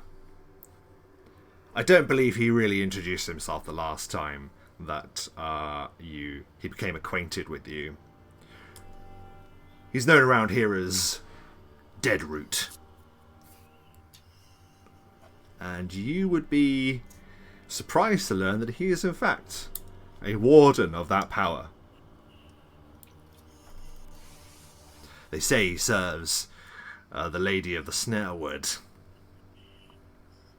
capable of growing roots through your flesh and into your organs and into your nerves and into your bones.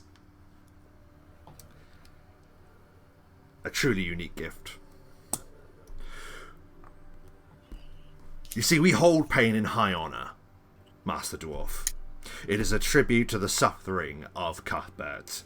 From his agony, he rose beyond the mortal plane to divinity. From the trials of flesh, we ascend in spirit.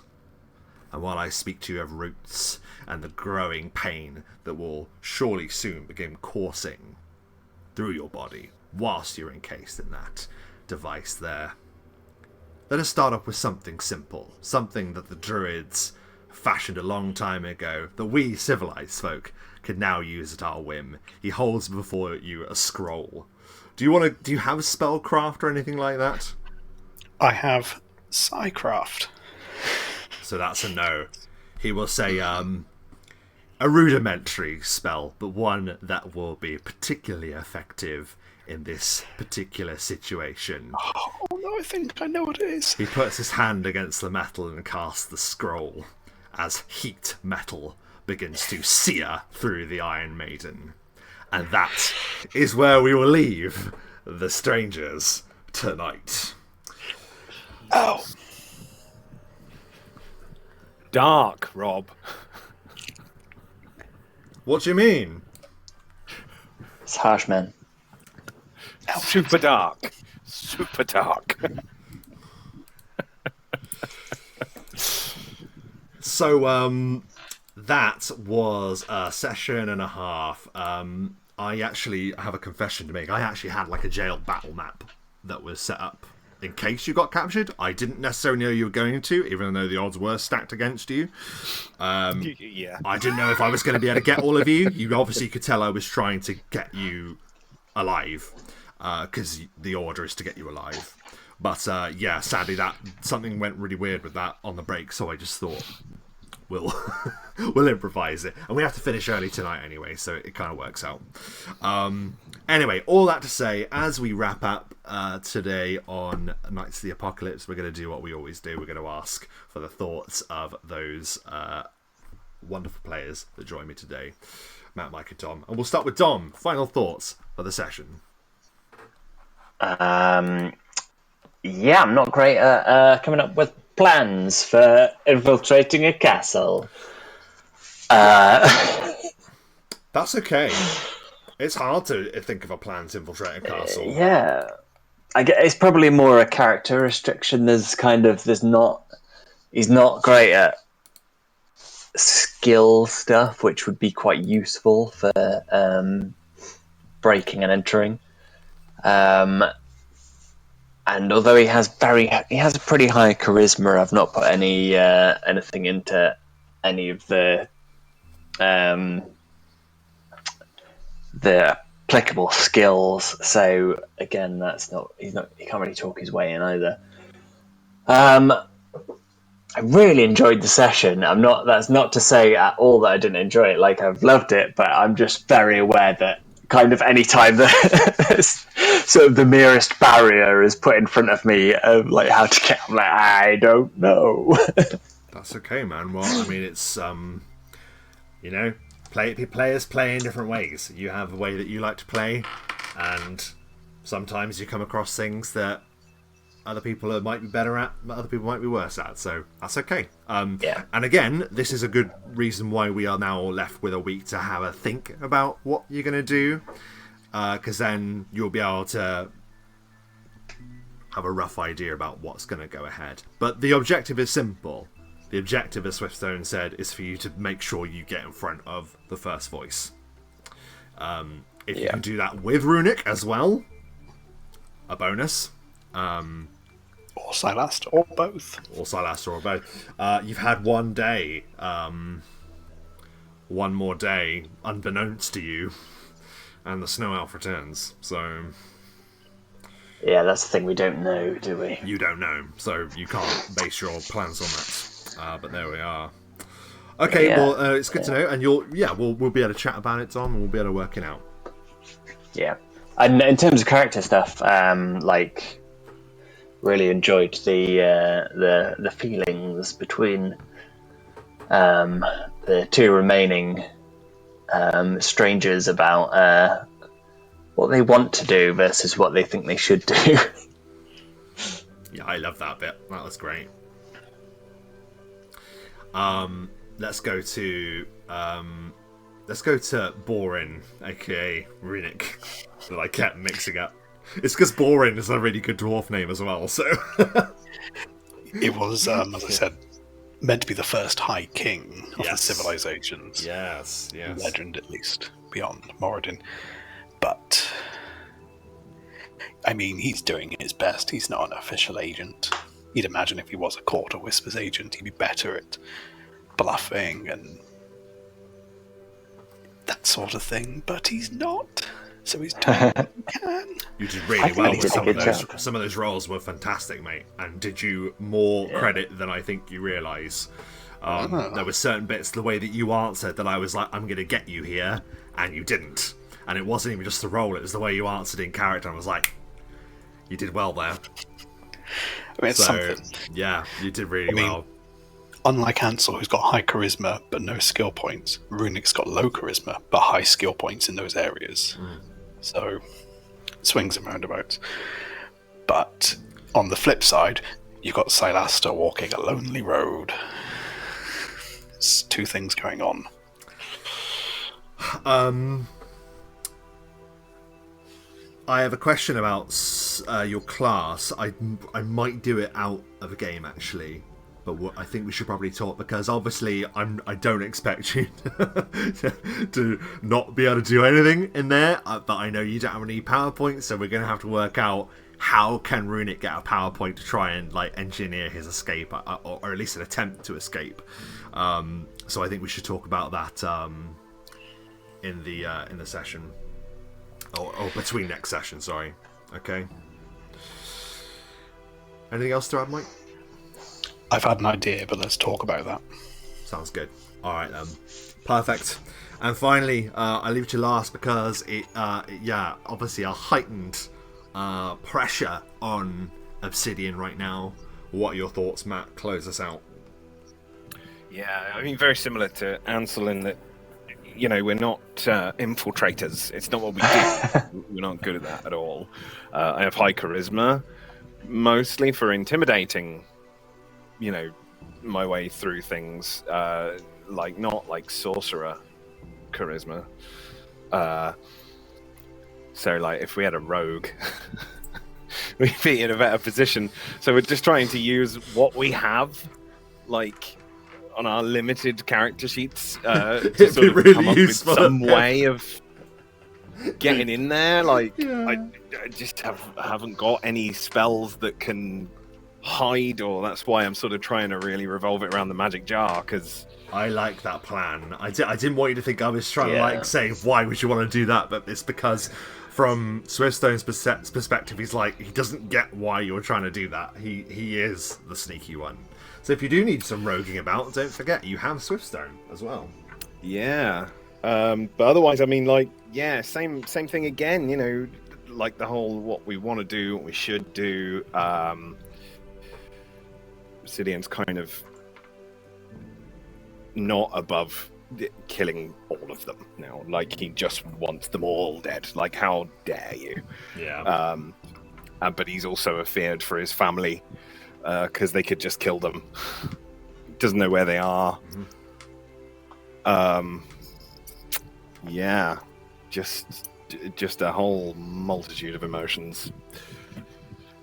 He did say wants that to if free you his don't- family and then annihilate everybody.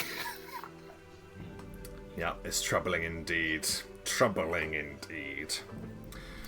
Well, on a rather bitter note, I'm afraid, that is where we draw this session to a close.